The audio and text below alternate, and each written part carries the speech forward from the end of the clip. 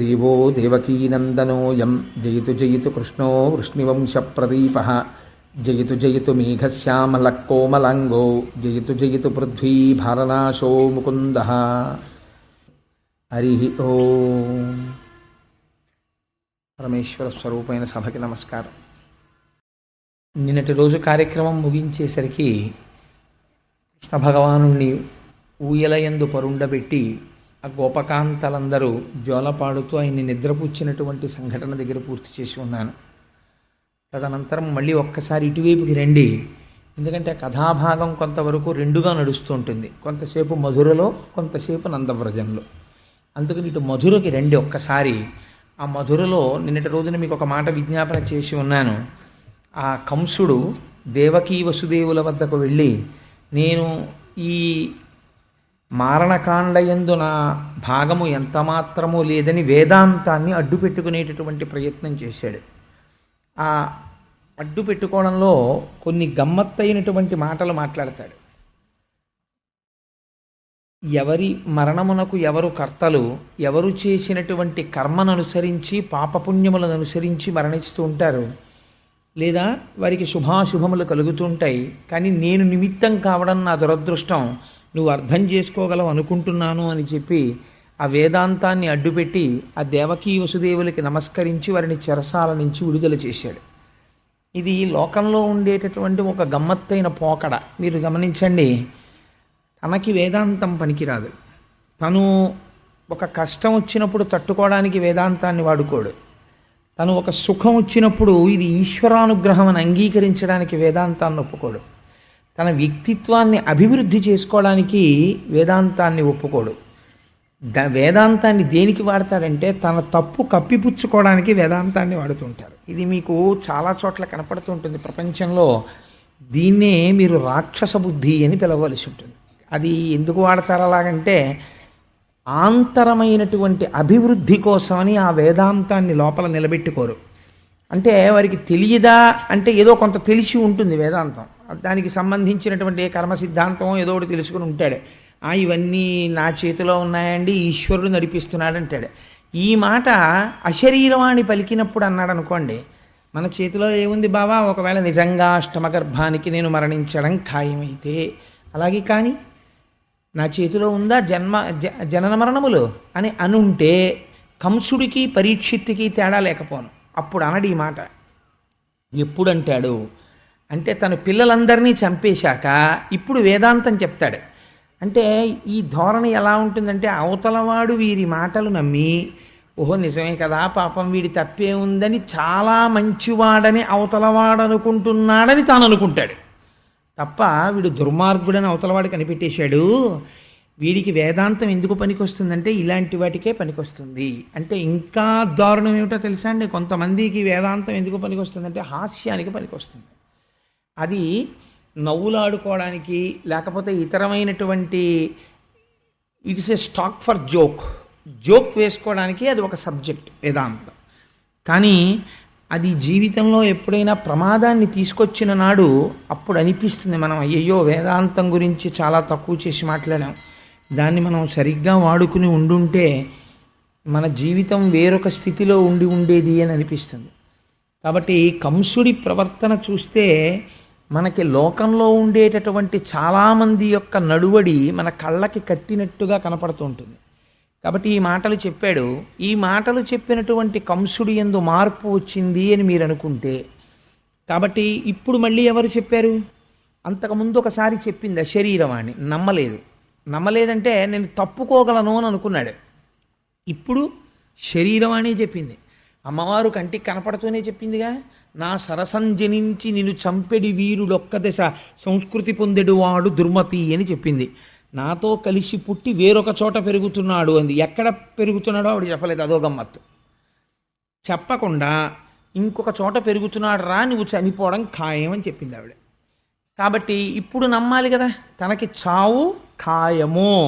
తను ఎన్ని ప్రయత్నాలు చేశాడు అష్టమ గర్భాన్ని తాను సంహరించగలనని, ఇన్ని ప్రయత్నాలు చేసినా అష్టమ గర్భం జారిపోయి ఇంకొక చోట ఎక్కడో పెరుగుతోంది. అంటే తన మృత్యువును ఏ ప్రయత్నము చేత తాను అధిగమించలేకపోతున్నాడు, ఈ సత్యాన్ని కంసుడు అంగీకరించి ఉండి ఉంటే కంసుడి జీవితం వేరొక రకంగా మారి ఉండేది.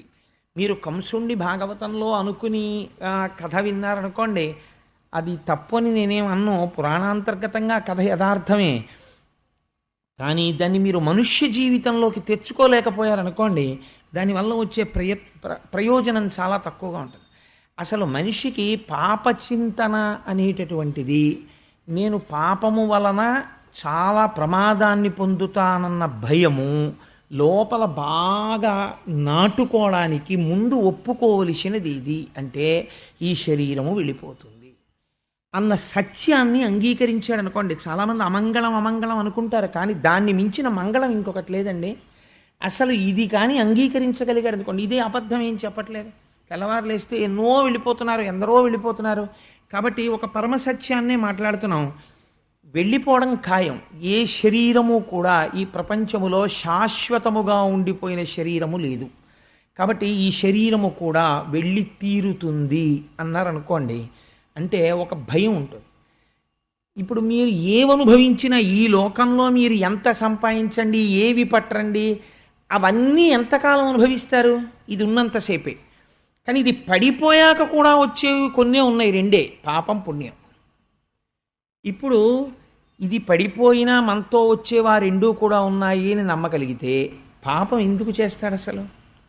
అసలు లోకం ఎందుకు పాడవుతుందంటే, పురాణం వినడం అనేటటువంటిది ఎప్పుడైతే తగ్గిపోయిందో, ఋషులు చెప్పిన మాటలు ఎప్పుడైతే వినడం పోయిందో, ఆనాడు లోకం పాడైపోతుంది. కారణం ఏమిటంటే, నది ఉండడం తప్పు కాదు, కానీ నదికి పల్లపు ప్రాంతంలో గట్టు చాలా గట్టిగా కట్టబడి ఉండాలి. పల్లపు ప్రాంతంలో గట్టు కట్టలేదనుకోండి నదికి, అది నది యొక్క దోషం కాదు. ఆ నది పొంగి పొర్లుతుంది వర్షాకాలంలో. అప్పుడు దాని స్వభావం ఊళ్ళని ముంచెత్తుతుంది. యువకులుగా ఉండగా ఒంట్లో ఓపిక ఉన్నప్పుడు బలం శరీరంలో ఉంటుంది, బుద్ధి యందు అపారమైనటువంటి చురుకుతనం ఉంటుంది. ఈ రెండిటికి మీరు కట్ట వెయ్యలేదనుకోండి, ప్రవహించవలసిన మార్గాన్ని నిర్దేశనం చెయ్యలేదనుకోండి, వాడు విచ్చలవిడి అయి తిరుగుతాడు. చాలా ప్రమాదకరమైనటువంటి ధోరణి వైపుకు వెళ్ళిపోతాడు. ఇది ఏమైపోతుందంటే, ఈ ధోరణి అలవాటు పడిపోతుంది మనస్సుకి. అలవాటు పడిపోయి వృద్ధాప్యం వచ్చిన తర్వాత కూడా చాలా ప్రమాదకరంగా పరిణమించేస్తాడు మనిషి. ఆ ఆశ చచ్చిపోదు, ఇంకా చింత పోదు. దీనికి మీకు నేను ఈ మధ్యకాలంలో నిజంగా మహాత్ముడు ఎలా వేశాడో నాకు తెలియదు, కానీ నేను ఒక చోట ఒక జోక్ చూశాను. ఆయన చాలా నాకు అనిపించింది, ఈయన ఎవరో చాలా విషయాన్ని అవగాహన చేసుకుని వేశాడు అనిపించింది. ఒక కొడుకు ఒక తీర్థయాత్రకి వెళ్ళి తల్లి తండ్రి వెనకాతల భోజనానికి వస్తుంటే ఆ కొడుకు గబగబా హోటల్లోకి ముందెళ్ళి, ఒక 3 టికెట్ భోజనానికి టికెట్ ఎంత? 50 రూపాయలండి అంటాడు. ఒక 200 రూపాయల కాగితం, 200 రూపాయల కాగితాలు ఇచ్చి 3 టికెట్లు ఇవ్వండి అంటాడు. అంటే అతను 3 టికెట్లు ఇస్తాడు. తర్వాత అతను అంటాడు, ఈ 50 రూపాయలు మీరు ఉంచుకుని మా నాన్నగారు భోజనానికి వస్తున్నారు, వారి చేతిలో పెట్టి భోజనం చేయమని చెప్పండి అంటాడు. అంటే ఎందుకు? అలా ఏం చెప్పక్కర్లేదా, 50 రూపాయలు మీరు తీసేసుకోండి, 50 రూపాయలే టికెట్, మీ ముగ్గురికి కొన్నారు కదా, మీ నాన్నగారి చేతిలో పెట్టి భోజనం చేయమని అడగడం ఎందుకు? అంటే మా నాన్నగారికి ఏదో ఒకటి చేతిలో పెట్టకపోతే భోజనం కూడా చేసే అలవాటు లేదు, అలా అలవాటు పడ్డాడు జీవితంలో అని చెప్పాడు కొడుకు. అంటే మీరు ఆలోచించండి, అతని జీవితం, అతని ఉద్యోగం ఎలా గడిచిందో. కాబట్టి అన్నం కూడా ఉత్తినే పెడితే తినడవు, అవతలవాడు ఏదైనా చేతిలో పెట్టి తినమంటే తింటాడు. ఆ స్థితికి వచ్చాడు. ఇప్పుడు వాడు ఉన్నట్ట ఊడిపోయినట్ట అంటే సంస్కృతి యందు మరణించాడు, శరీరము చేత జీవించి ఉన్నాడు. ఇది కంసబుద్ధి. మీకు కంసుడు ఎక్కడో కనపడ్డండి, సిటీ బస్సులో, ఆర్టీసీ బస్సులో, రైల్వే స్టేషన్లో, ట్రైన్లో, ఆఫీసులో, ప్రతి చోట కనపడుతూనే ఉంటాడు. అలా కనపడే వాళ్ళందరూ కంసులే. ఆ మనప్రవృత్తిని మార్చుకోనంత కాలం వాడు కృష్ణుడు కాలేడు, కంసుడుగానే ఉండిపోతాడు. కాబట్టి అక్కడెక్కడో కంసుడు అలా చేశాడని ఆయన్ని మనం ఏం నిందించక్కర్లేదు. మనలో ఉన్నటువంటి కంసుడిని మనం పరిమార్చవలసి ఉంటుంది. కాబట్టి అక్కడ చెల్లెల్ని బావగారిని విడిచిపెట్టి మారిపోయాడు అనుకోండి, అసలు భాగవతం ఇంకొక రకంగా ఉండాలి.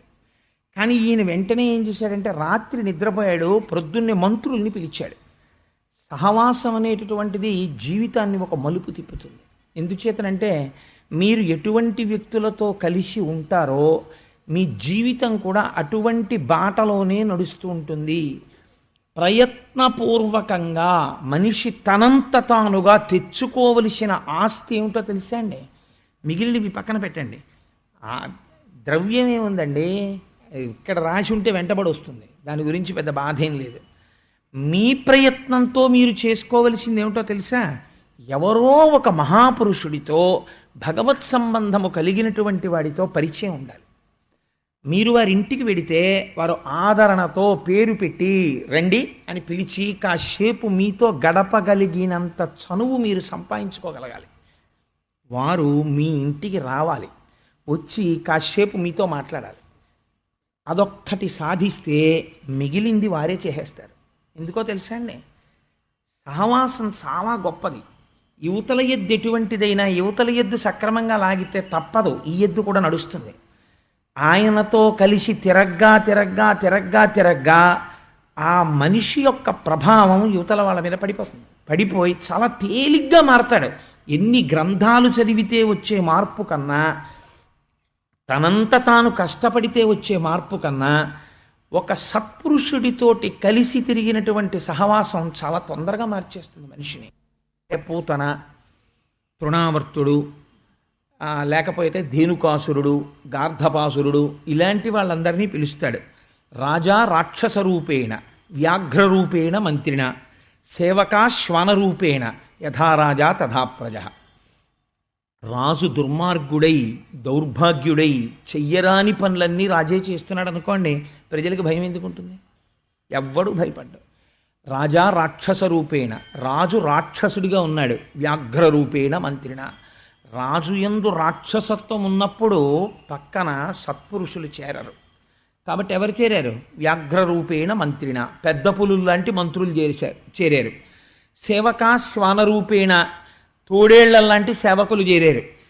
ఆయన అలా ఉన్నాడు కాబట్టి యథారాజా తథా ప్రజ, అలాంటి ప్రజలు తయారయ్యారు. ఇప్పుడు ఆ రాజ్యం ఎలా ఉంటుందో మీరు ఆలోచించండి. అది మధుర అయి కూర్చుంది. అంటే మధురముగా తిప్పుతూ ఇంద్రియముల యొక్క సుఖాన్ని మాత్రమే అది కోరుతుంది. కాబట్టి అటువంటి సభ నుంచి ఎటువంటి తీర్మానాలు వస్తాయి అని మీరు ఆశ్చర్యపోవక్కర్లేదు. అక్కడ మాట్లాడుకునే వాళ్ళందరూ అటువంటి వాళ్ళే చేరుతారు, అటువంటి వాళ్ళే మాట్లాడతారు.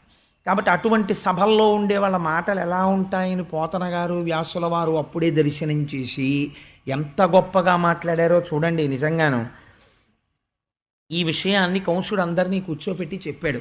మీ అందరూ చూశారు, నిన్నను నేను ఆ బిడ్డని చంపబోయాను. ఆవిడ వెంటనే స్త్రీగా మారి పైకి వెళ్ళిపోయి నువ్వు తొందరలో మరణించబోతున్నావు, నిన్ను చంపేవాడు నాతో కలిసి పుట్టి వేరొక చోట పెరుగుతున్నాడని చెప్పింది. నాకు కొంచెం భయంగా ఉంది. అసలు చిత్రం ఏమిటంటే అనవసరమైన దాని గురించే భయం. చాలామంది అంటారు, ఒక మాట అంటుంటారు, అదేంటి ఏమిటో చచ్చిపోయాక ఏమిటోనండి, రేపు పొద్దున్న ఎలా ఉంటుందో అని భయం అంటారు. నేను ఎక్సలెంట్ స్టేట్మెంట్ ఒకటి తత్వవిధానంద సరస్వతి మహారాజ్ దగ్గర విన్నాను. అంటే ఆయన కోడిఫై చేయడంలో, వాక్య నిర్మాణంగా మార్చడంలో, when you meet with death your responsibility is immediately over. మరణమును వ్యక్తి పొందగానే అయిపోయిందంతే వాడి బాధ్యత. ఎందుకంటే ఇంకా శరీరాన్ని తీయడం కూడా ఎవరూ తీయక్కలేదు. ఎవరూ తీయకపోతే కుక్క ఇడుచుకుపోయినా దానికి ఏం బాధ ఉండదు. ఎవరిది పూచి ఆ శవాన్ని తీయడం? తన పూచి కానే కాదు, ఇంకా తాను చేసేది ఏదీ లేదు, అన్నిటికీ ఫుల్ స్టాప్ పడింది. తన శరీరం కూడా తాను తీయక్కర్లేదు. ఇలా పడుకున్నావేమిట్రా, ఒంటి మీద బట్ట కూడా సరిగ్గా లేకుండా అని అడిగేవాడు ఉండొచ్చు పడుకున్నప్పుడు. చచ్చిపోయిన తర్వాత అదేమిట్రా ఆ శవం అలా ఉండొచ్చా అండి, అలా చచ్చిపోయాడు ఏంటండి ఆయన, ఎవడ అడగడం. ఆ చావు ఆయన చేసుకున్న పాప ఫలితము అలా వచ్చిందంటారు అంతే. కాబట్టి ఇప్పుడు ఆ శవానికి సంబంధించినటువంటి ఉత్తర క్రియలన్నీ ఎవరివి? ఇంకోళ్ళవి. దాని గురించి అసలు నీకు వర్రీ ఎందుకు? అసలు అనవసరపు విషయం అది నీ సబ్జెక్టు కానే కాదు. దాని గురించి వర్రీ అవుతూ ఉండడం ఎంత అనవసరపు వర్రీ చూడండి అది. కాబట్టి ఇప్పుడు ఆయనకి భయం అంతా ఎక్కడంటే మరణం రాకూడదని. ఎంత భయపడినా వచ్చి తీరుతుంది కదా. కాబట్టి మీరు దాన్ని అంగీకరించగలిగారనుకోండి సంతోషం. ఒక సత్యాన్ని అంగీకరించగలిగితే, సర్వీసులో జాయిన్ అవ్వగానే ఒక విషయం తెలుసు, నాకు 60 ఏళ్ళు వస్తే నేను రిటైర్ అయిపోతాను, నేను ఏసీ 2 టైర్ రిజర్వేషన్ చేయించుకున్నా, నేను కాకినాడలో ఎక్కాక నాకు తెలుసు నేను తిరుపతి వస్తే దిగిపోతాను ట్రైన్లోంచి అని. నేను మా తమ్ముడింటికి వెళ్ళి 4 రోజులు ఉంటే నన్ను వాడు ఎంత పువ్వుల్లో పెట్టి చూసినా మా అన్నయ్య వచ్చాడు మా అన్నయ్య వచ్చాడని పొంగిపోయి, నేను కూడా మర్చిపోయినటువంటి నాకు ఏవిష్టమో వాడు పట్టుకొచ్చి మా మరదలతో వండించి పెడుతుంటే నేను మనుగుడు పల్లుళ్ళ మా తమ్ముడింట్లోకి వచ్చిన హాయిగా తిన్నప్పుడు కూడా నాకు తెలుసు 4 రోజుల తర్వాత నేను వెళ్ళిపోతాను ఇక్కడి నుంచి అని.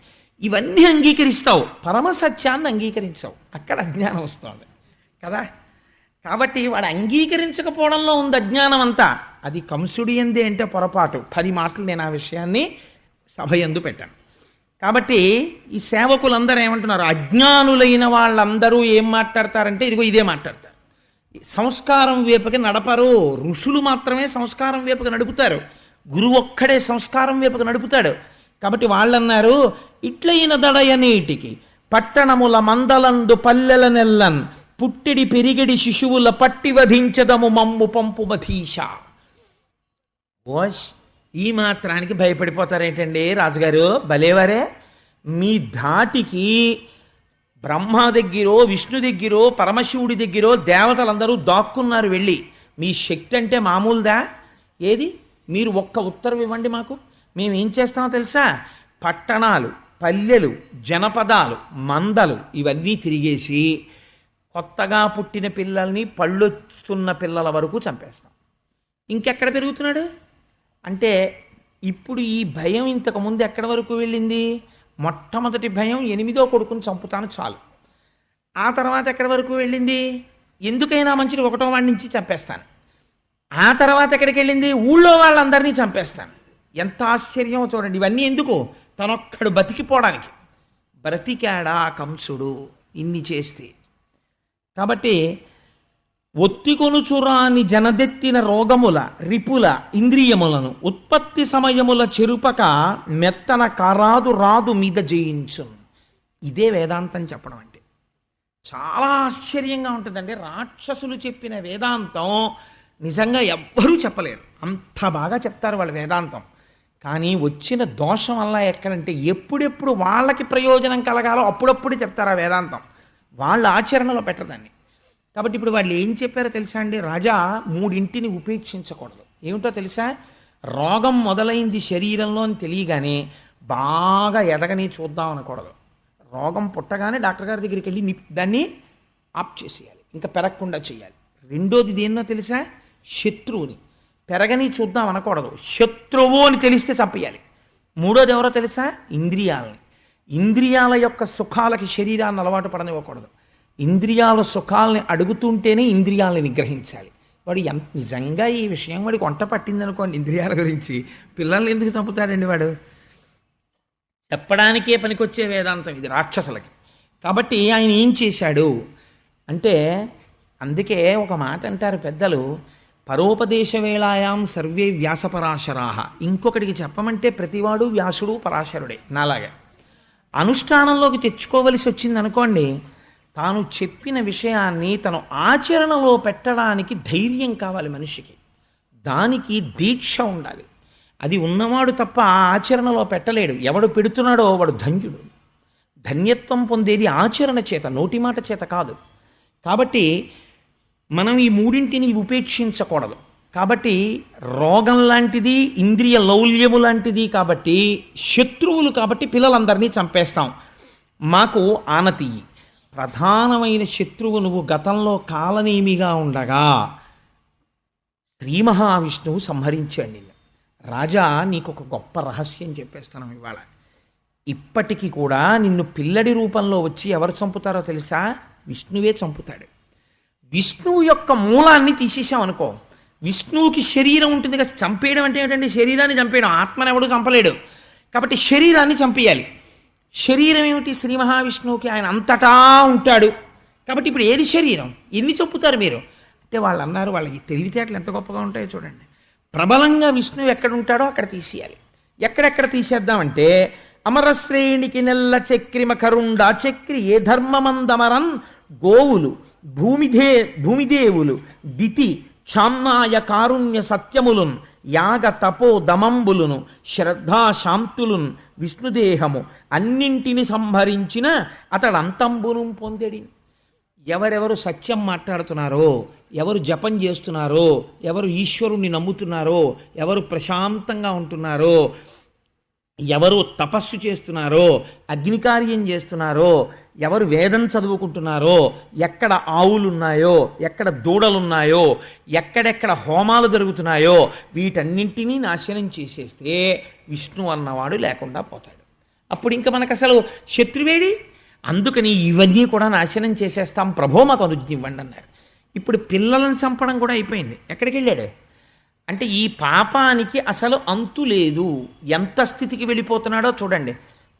రాక్షసత్వం అనేది మీరు బాగా గుర్తుపెట్టుకోండి, పుట్టుక యందు లేదు. కంసుడు పుట్టుక చేత ఇంత రాక్షసుడు కాడు. రాక్షసత్వము దేని నుంచి వస్తోంది?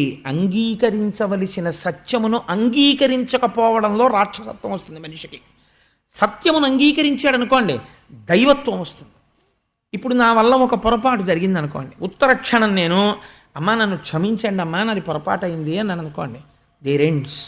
అవతల వాళ్ళు ఒకవేళ నేను క్షమార్పణ చెప్పినా నన్ను నిందించారనుకోండి, నింద చేసినా నిజమే నా వల్ల పొరపాటు జరిగింది కదా, నేను క్షమార్పణ చెప్పిన వారికి ఎంత బాధ కలిగిందో నన్ను అంటున్నారు కాబట్టి ఇది నాకు ఆశీర్వచనం అగుగాక అని నేను తల ఉంచుకున్నాను అనుకోండి, ఒక 10 నిమిషాలు నా యందు దైవత్వం ఉంటుంది. నేను చేసిన తప్పుని ఎలా సమర్థించుకుందామని ప్రయత్నం మొదలెట్టాను అనుకోండి, మొదలెట్టి జ్ఞానకలునిలోని శారదయువోలే ఇంకొక 10 తప్పుల్ని దాని మీద చేశాననుకోండి, నాలోంచి రాక్షసత్వం పెరగడం మొదలవుతుంది. ఇదే అక్కడ జరిగినటువంటి విశేషం. కాబట్టి ఇప్పుడు ఏం చేస్తున్నాడు కంసుడు అంటే, విష్ణువుని సంహరిస్తున్నానని అడ్డు పెట్టుకుని తపస్సు చేసే వాళ్ళతో మొదలుపెట్టి పసిపిల్లలు, అగ్ని, సత్యము, ధర్మము, ద్యుతి, దమము, శాంతి వీటన్నిటినీ నాశనం చేయడానికి ఒడిగట్టాడు. ఇప్పుడు వాళ్ళు ఏం చేస్తున్నారు అంటే, ఇలాంటి స్థానాలు ఏమున్నాయో అలాంటి వాటిని వెతికి వెతికి చంపేస్తున్నారు. ప్రతి ఊరు రావడం, ప్రతి ఊరు వచ్చి ఈ ఊళ్ళో ఇతపూర్వము యజ్ఞం చేసిన వాళ్ళు ఎవరు పేర్లు చెప్పండి అని రాసుకోవడం. యజ్ఞాలు చేసిన వాళ్ళు ఎవరు, యజ్ఞానికి సహకారం చేసిన వాళ్ళు, దానికి కాంట్రిబ్యూషన్లు ఇచ్చిన వాళ్ళు, రిసీట్ పుస్తకాల కౌంటర్ ఫైల్స్ తీసి వాళ్ళని చంపేయడం. ఇంతకుముందు ఈశ్వరుణ్ణి ద్వేషించిన వాడెవడు, ప్రసాదం పెడితేనే తిన్నవాడెవడు, తిననన్నవాడెవడు, ఏ ఈశ్వరుడి అనుగ్రహంతో పుట్టాడో, ఏ ఈశ్వరుడి అనుగ్రహంతో పెరిగాడో ఆ ఈశ్వరుణ్ణి తిడుతున్నవాడెవడో వాడికి పూలదండేయడం. కాబట్టి ఇప్పుడు ఏమవుతుంది అంటే అదే రాక్షస రాజ్యము. కాబట్టి ఏమవుతోంది, అలాంటి ప్రవృత్తి పెరిగిపోయింది. వేదాన్ని నిరసించేవాళ్ళు, భగవంతుడిని ద్వేషించేవాళ్ళు, యజ్ఞయాగాది క్రతువుల్ని ధ్వంసం చేసేవాళ్ళు పెరుగుతున్నారు. ఈశ్వరారాధన చేసేవాళ్ళు, ఇలాంటి వాళ్ళు నశించిపోతున్నారు. ఇది చేస్తే ఏమైంది అంటే, తన అంతరించవలసిన కాలము తనకి దాపురించుచున్నది. పాపం బాగా జరిగితే తప్ప ఈశ్వరుడు సంహరించడు. ఒకరి సర్టిఫికెట్ని బేస్ చేసుకుని ఆయన ఎవరిని చంపడం. ఆయన చూస్తాడు, పాపము పండిపోతే ఇంకా ఎన్ని అవకాశాలు ఇచ్చినా మారకపోతే అప్పుడు తీసేస్తాడు ఆయన.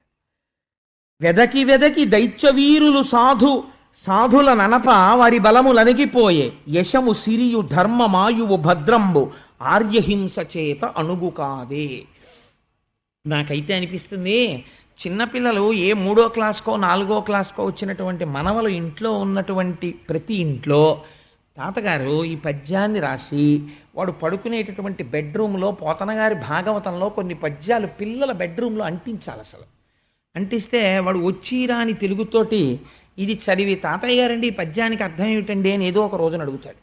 అడిగితే ఎంత గొప్ప పద్యమో చూడండి. వెదకి వెదకి దైత్యవీరులు సాధుల ననప వారి బలములడగిపోయి, భగవంతుణ్ణి నమ్ముకుని సద్బుద్ధితో ప్రవర్తించేటటువంటి మంచివాణ్ణి, గట్టిగా నోరెత్తని వాణ్ణి చేతకానితనంగా భావించి వాళ్ళని చంపితే ఎవరి బలం పోయింది?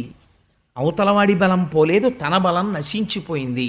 కేవలం అదొకటే పోలేదు, ఏమేం పోతాయి దానివల్ల? యశము, కీర్తి నశించిపోతుంది, సిరియు ఐశ్వర్యం పోతుంది, ధర్మము తప్పిపోతుంది, ఆయువు అకాల మరణం వచ్చేస్తుంది ఈశ్వరుడి యొక్క ఆగ్రహం చేత, భద్రంబు క్షేమంగా ఉండే స్థితి పోతుంది, ఆర్యహింస చేత అణగు కాదే.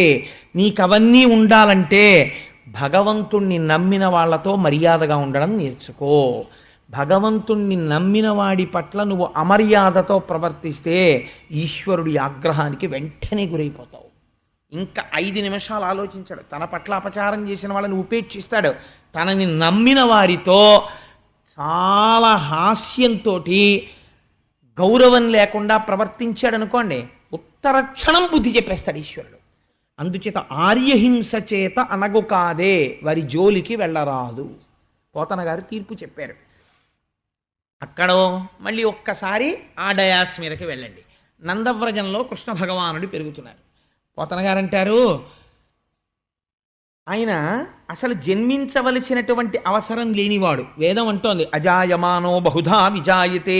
జన్మించవలసినటువంటి అవసరము లేనివాడు అనేకమైనటువంటి జన్మలను పొందుచున్నాడు. దేని కొరకు అంటే, ఒకటి భక్తుల పట్ల పొంగిపోయి ఈ పని చేస్తాడు. మీకు నేను ఒక ఉదాహరణ చెప్పనండి, ఎక్కడితో కాదు, భాగవతంలోంచే చెప్తాను. వృష్ణి సుతపుడు ఒక్కసారే తపస్సు చేశారు, 12,000 దివ్య సంవత్సరాలు. నిన్నను చెప్పాను. శ్రీమన్నారాయణుడు ప్రత్యక్షం అయితే నీలాంటి కొడుకు కావాలి అని అడిగారు. ఎన్ని జన్మలు కొడుకుగా పుట్టాడు? 3 జన్మలు పెట్టాడు. ఆయనకు అవసరం ఏమిటి 3 జన్మలు పుట్టవలసిన అవసరం అంటే, ఈశ్వరుడు ఎంత లొంగిపోతాడో చూడండి. ఆ తపస్సుకి లొంగి 3 మాటలు వాళ్ళకి కొడుకుగా పుట్టాడు. అంటే 3 తరాలు వాళ్ళకెవరు? శ్రీమన్నారాయణుడే కొడుకు. కాబట్టి ఇప్పుడు మీరు నన్ను స్మరిస్తూ నన్ను కొడుగ్గా భావన చేస్తూ మోక్షం పొందేయండి అన్నాడు. మీరు కూడా కృష్ణుణ్ణి ఓ కొడుగ్గానో ఓ బంధువుగానో భావన చేసి ఇంట్లో ఒక మూర్తి ఉంటే చాలు, అది మోక్షం ఇచ్చి తీరుతుంది. మీకు ఆ భావన ఉంటే ఆయన యందు.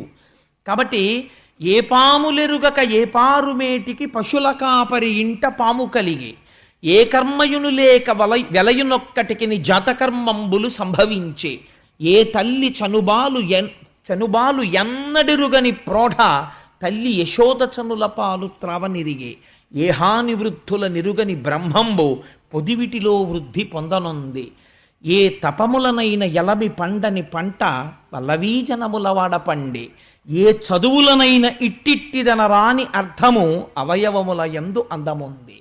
ఏమి పద్యం అండి పోతన గారిది. పరబ్రహ్మం యొక్క కారుణ్యం అంటే ఏమిటో చెప్తున్నారు ఆయన.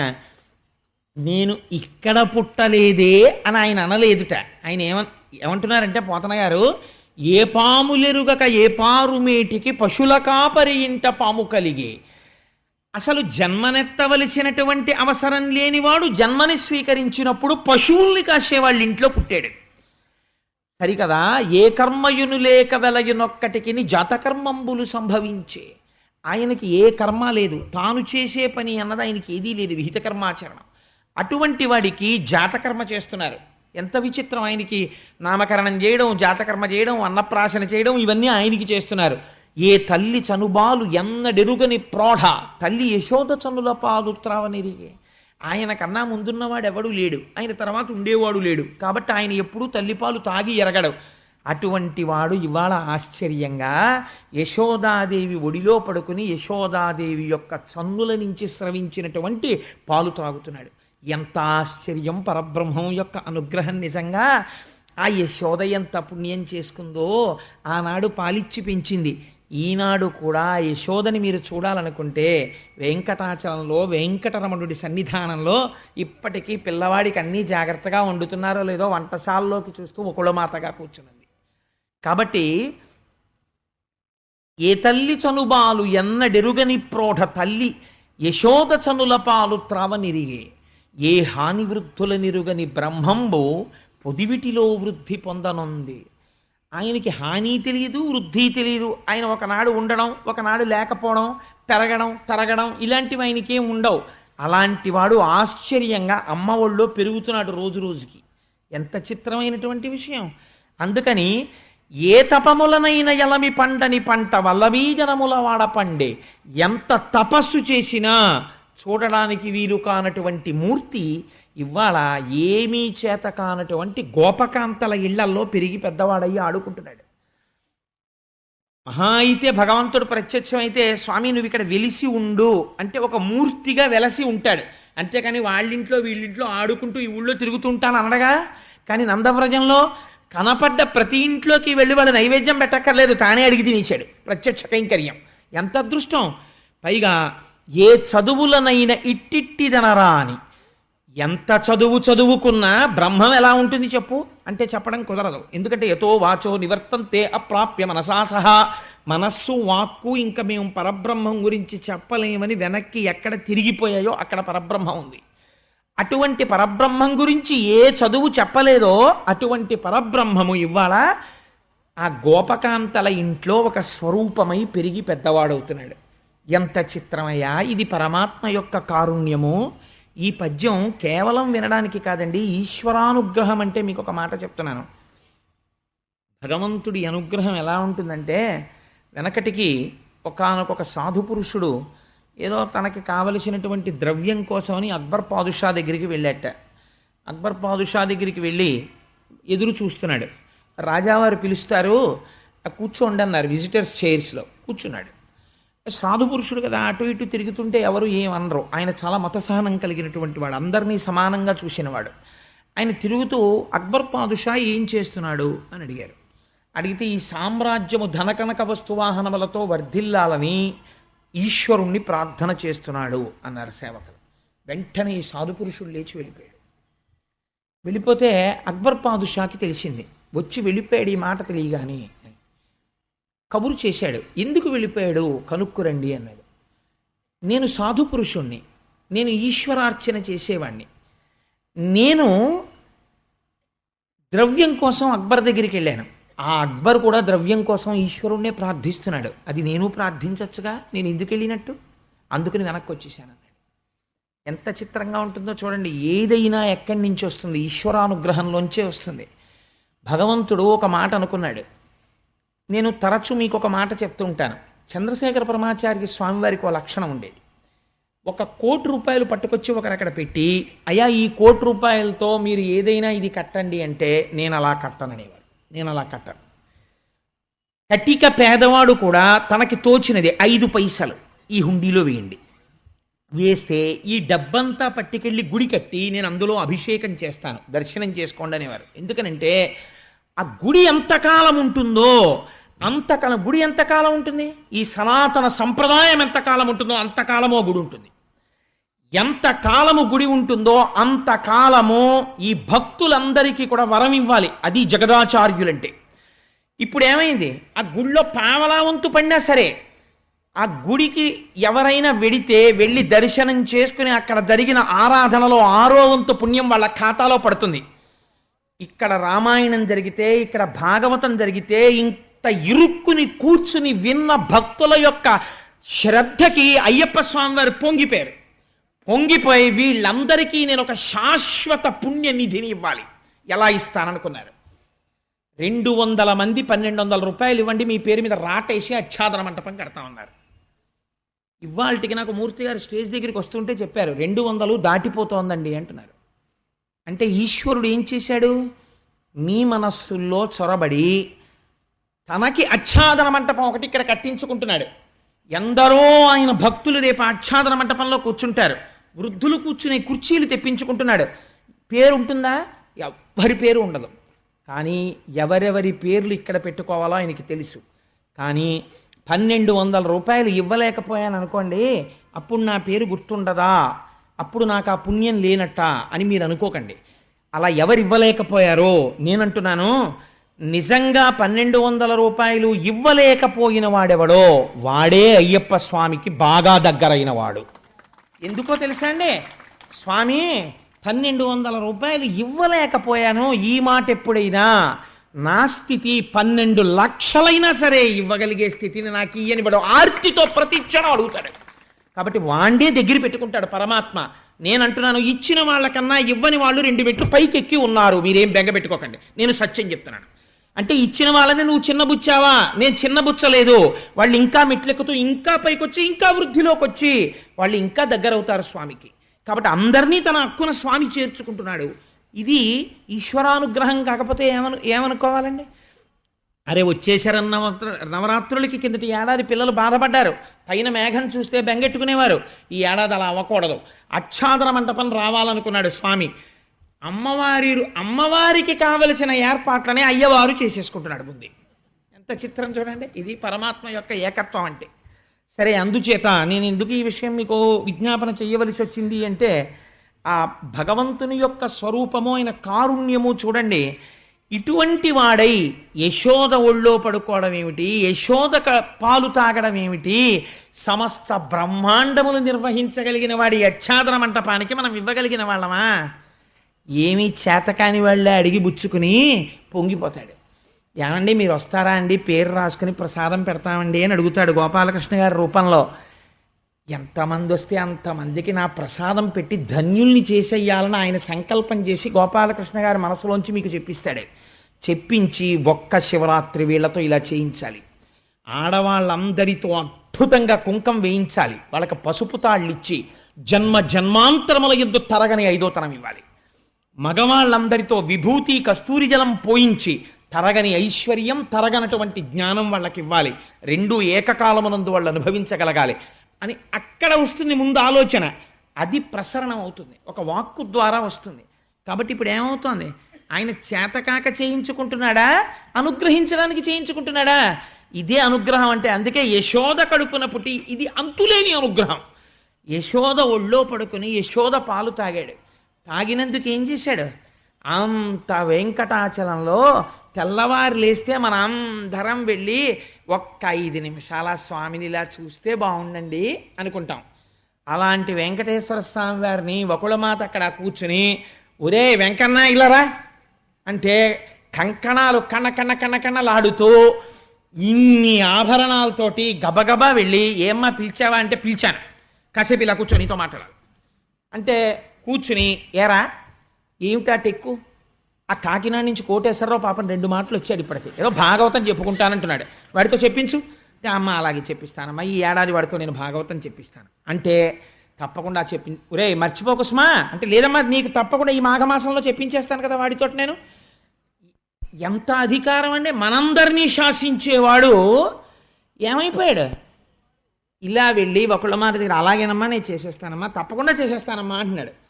ఇంత ఏకాంత సేవ అవుతుంటే లక్ష్మి వచ్చి కాస్త కాళ్ళు పట్టేళ్ళు అంటే లక్ష్మీదేవి కాళ్ళు పట్టవలసిందే. స్వామి అసలే ఏకాంతం అరగంట రా రా అంటే వస్తున్నాను, అత్తయ్య గారి కాళ్ళు పడుతున్నాను అనవలసిందే. అది వకుళమాత యొక్క గొప్పతనం అంటే. ఎందుకింత కృతజ్ఞత, ఎందుకింత కట్టుబడిపోయాడు స్వామి అంటే, అమ్మా నీ చన్నుల పాలు తాగానమ్మా కృష్ణుడిగా, ఈ జన్మలో కూడా అంతే ఇలాగే నించుంటాను. దేనికి లొంగాడు? ఎప్పుడో పృష్ణిగా ఉండగా చేసిన తపస్సుకి.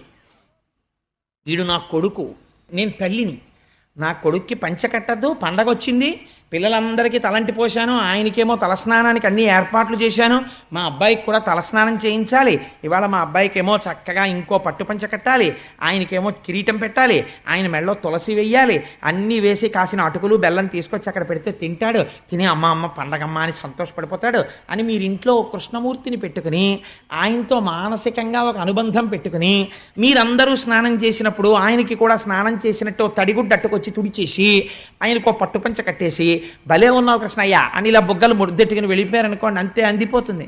ఎప్పుడో ఒకళ్ళు మాట అవుతారు మీరు, ఖచ్చితం, నాకు అనుమానం లేదు. కాబట్టి ఇది ఈశ్వరుడి యొక్క అనుగ్రహం అంటే. దాన్ని ఆవిష్కరించే ప్రయత్నం చేస్తున్నారు పోతన గారు. లేకపోతే భాగవతం ఎందుకు మనస్సుకు ఆలంబనం అవుతుంది? వినండి వినండి వినండి అంటారండి అందులో దశమస్కందాన్ని. అది కారణం. అందుకే కడుపుతో ఉన్న వాళ్ళని కూడా భాగవతం దశమస్కంధం వినండి, దశమస్కంధం వినండి, కృష్ణుడు లాంటి కొడుకు పుడతాడంటారు.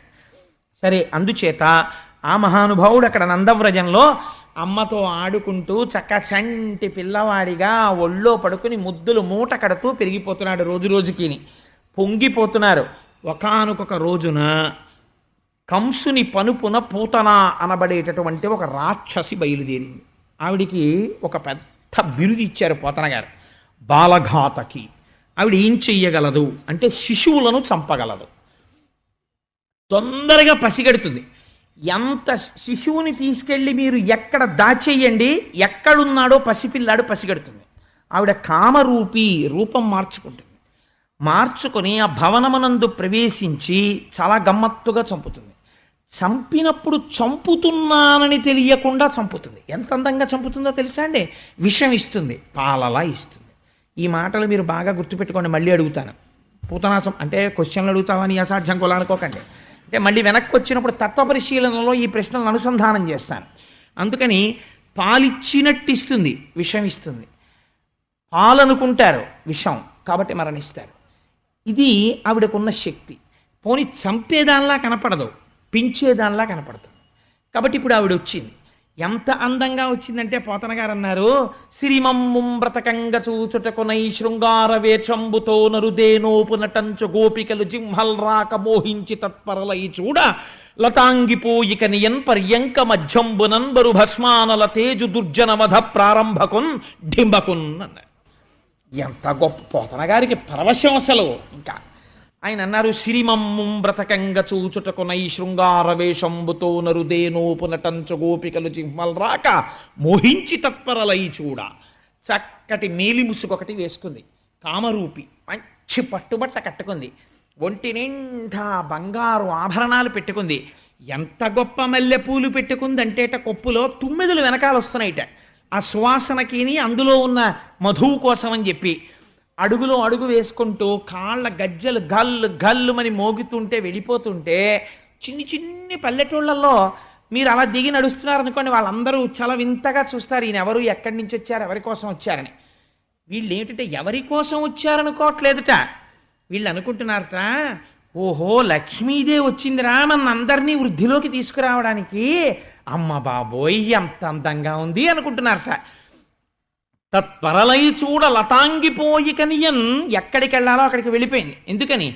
ఆకాశంలో వస్తున్నప్పుడే నందుని యొక్క భవనంలో ఉన్నటువంటి కృష్ణ పరమాత్మని కనిపెట్టింది. లోపలికి ఊయల దగ్గరికి వెళ్ళింది. తత్పరలై చూడ లతాంగిపోయిక నియన్ పర్యంక మధ్యంబునన్ బరు భస్మానల తేజు దుర్జనవధ ప్రారంభకున్ ఢింబకున్. నివురుగప్పిన నిప్పు ఎలా ఉంటుందో, ముట్టుకుంటే కాలుస్తుంది ఆ నిప్పు, అలా ఏమీ చేత కానటువంటి పసిపిల్లాళ్ళ ఇంకా తాను ఏ అవతార ప్రయోజనాన్ని సిద్ధింపచేసుకోవడానికి కృష్ణుడిగా వచ్చాడో అలా ఇంకా రాక్షస సంహారానికి బోణీ కొట్టడానికి పడుకున్నటువంటి కృష్ణుణ్ణి చూసింది అంటే చెప్పేశారు పోతన గారు. అదేంటి? పూతన మరణించి తీరుతుంది. అది ఆ రచనా వైశిష్ట్యం కొంతమందికే ఉంటుంది. అది అలాంటి మాటలు అందరూ వెయ్యలేరు. అది మహానుభావులైనటువంటి వారికి మాత్రమే పడతాయి. నాకు జ్ఞాపకం ఉన్నది, మహాభారతంలో తిక్కనామాచ్యుల వారు అంటారు ఒక చోట, సింగంబున్న గుహంబులోనికించొచ్చు మతంగంబువులే అంటారు. కీచకుడు నర్తనశాలలోకి వెడుతుంటే భీముడు అంతకు ముందే వెళ్ళి అక్కడ ఉంటాడు. సింగంబున్న గుహాంతరంబున కుంచొచ్చు మతంగంబువులే. సింహం ఉన్న గుహ అని తెలియక ఏనుగు లోపల దూరినట్టు దూరాడు అంటే ఏమవుతాడు? చచ్చి ఊరుకుంటాడు. ఎంత గొప్పగా చెప్పారు చూడండి. అలా బరు భస్మానల తేజు దుర్జనవధ ప్రారంభకున్ ఢింబకున్. నివురు గప్పిన నిప్పు, ఇంకా దుర్జనవధ ప్రారంభం చేసే ఢింబకుడు, పసిపిల్లవాడు పడుకునున్నాడు. ఆ పర్యంకము దగ్గరికి చేరింది. ఏ భావనతో చేరినా పరమేశ్వరుడి దగ్గరికి చేరింది. ఇంత రాక్షసికి కూడా రాశీభూతమైన ఆ సౌందర్యాన్ని చూసింది. ఆ పిల్లాన్ని చూసి ఒక మాట అంది, నేను సహజంగా రాక్షసిని, చాలా వికృతంగా ఉంటాను, కానీ నా రూపాన్ని మరుగుపరచాను. మరుగుపరచి నేను చాలా అందమైనటువంటి ఆడదానిలా వచ్చాను. ఈవిడ వస్తూ ఉంటే ఈయనకి తెలియదండి, చరాచర ప్రపంచము యొక్క ఆంతరమునందంతటా నిండిపోయినవాడు, బాహ్యమునందు నిండిపోయినవాడు. ఈవిడెందుకు వస్తోందో ఆయనకి తెలుసు. ఆయనేం చేశాడు? ఆలోకేశ్వరుడా చరాచర విభుండా బాల గోపాలుడా బాలధ్వంసిని గొంతు గంటిడి వెసన్ బాలెంత చందంబునన్ పాలిండ్లన్ విసమూని వచ్చుట మదించింతించి లోనవ్వుచున్ కాలంగేలగ దల్పరాణి కరణిన్ కన్మోక్షి గుర్పెట్టుచున్. కాలు చెయ్యి ఇలా పొట్ట కింద పడిపోతే చెయ్యి తీసుకోవడం కూడా చేత కానటువంటి పిల్లవాడిలా ఆలోకేశ్వరుడా చరాచర విభుండా బాల గోపాలుడు, చరాచర జగత్తునంతా నిండి ఉన్నటువంటి పరమాత్మ ఏమీ తెలియని వాడిలా గుర్పెట్టుచన్ లో నవ్వుచన్. లోపల వచ్చేసావా, ప్రారంభమా అని లోపల నవ్వుకుంటూ ఏం అదృష్టమో, రామావతారంలోనూ ఆడదే తాటక, కృష్ణావతారంలోనూ ఆడదే పూతన.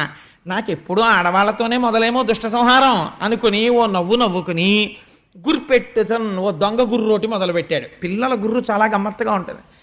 పెద్దవాళ్ళు గుర్రు పెడితే చికాకు వస్తుంది. ఏమిటంటే బాబా గుర్రు అంటారు. పిల్లలు గుర్రు పెట్టారనుకోండి, ఇంటిల్లిపాది వచ్చి చూస్తారు, వాడు చూడండి ఎలా గుర్రు పెడుతున్నాడో అని. అందుకని ఆయన చిన్ని గుర్రు పెట్టి నిద్రపోతున్నాడు. ఈవిడ దగ్గరికి వచ్చి చూసింది ఉయ్యాల దగ్గర. ఎంత రాక్షసైనా అందానికి వశపడిపోయింది. వశపడిపోయి తెలియకుండానే ఒక మాట అంది, నేను ఇంత అందంగా ఎందుకు వచ్చానో తెలుసా? నీ అందం తీసేయడానికి వచ్చాను. ఇంత అందగాడివి నా పాలు తాగితే ఏమైపోతావో తెలుసా? ఎందుకు పనికి రాకుండా అయిపోతావు. అందుకే నాచనుబాలొక గుక్కెడు ఓ చిన్ని కుమార త్రాగు మొయ్యన పిదపన్ని చెలువ మెరుగవచ్చును నా చెలువము సఫలమగును నలిన దలాక్ష. యశోదాదేవి కన్నులు అంత అందంగా ఉంటాయట, తామర రేకుల్లా ఉంటాయట. అమ్మ పోలికి వచ్చింది ఆయనకి. అందుకని నలిన దలాక్ష ఆవిడ అలాగే పిలిచింది తెలియకుండా. తామర రేకుల వంటి కన్నులున్న పిల్లాడా, ఎంత అందంగా ఉన్నావురా.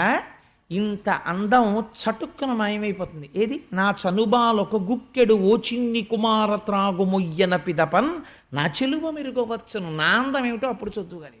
నీ చెలువము సఫలమగును, నీ అందానికి సార్థకత వస్తుంది, దా తాగు అని గబగబా ఉయ్యాలలో ఉన్న పిల్లాన్ని తీసుకుని ఒళ్ళో పెట్టుకుని స్తన్యం వాడి నోట్లో పెట్టబోతోంది. ఎక్కడో లోపల పని చేసుకుంటున్నారు రోహిణి యశోదాదేవిని. వాళ్ళు చూశారు. చూసి, అయ్యయ్యో అదేమిటమ్మా మా పిల్లవాడికి పాలిస్తున్నావు, అలా ఇవ్వకు, మా పిల్లవాడు అన్య స్త్రీల యొక్క క్షీరమును స్వీకరించాడు, ఆగు ఆగంటున్నారు. ఆవిడ స్తన్యమంతా విషమే కాబట్టి ఒక్కసారి ఆ విషాన్ని పిల్లవాడి నోట్లో పెడితే చాలు అనుకుంది. అని గబగబా పిల్లవాడిని తీసి ఒళ్ళో పెట్టుకుని వాడి ముఖం ఇలా ఇలా తిప్పి ఎలా అయినా సరే ఆ స్తన్యం నోట్లో పెట్టే ప్రయత్నం చేస్తాను. ఈయన ఎంత తెలివితేటలైన ప్రయత్నం చేశాడంటే, పోతన గారు లైవ్ టెలికాస్ట్ ఇచ్చారండి. జీవితంలో ఒక్కసారి ఇక్కడ అలా దర్శనం అయితే చాలు, పాపాలు విరిగిపోతాయని. మేల్కొన్న చెరుగున మెల్లన కను విరిచి క్రీగంట చూచుచు గిదిసి నీల్గి ఆవులించుచు చేతుల అకసంబున జాజి ఎదుగిలియో కన్న యోజనూది బిగుచన్ను కవకేళ కబళించి పీడించి గొక్కకు గుటుకు మనుచు ఒక రెండు గ్రుక్కలను విధ ప్రాణముల సైతము మేనిలో సత్వమెల్ల త్రావె నదియును గుండెలు తల్లడిల్ల ఇతర బాలుర క్రియవాడవివు కాదు చన్ను విడువుము చాలు ననుచు. లైవ్ టెలికాస్ట్ ఇచ్చారు శబ్దంతో క్యాన్వాస్ గీసి మహానుభావుడు.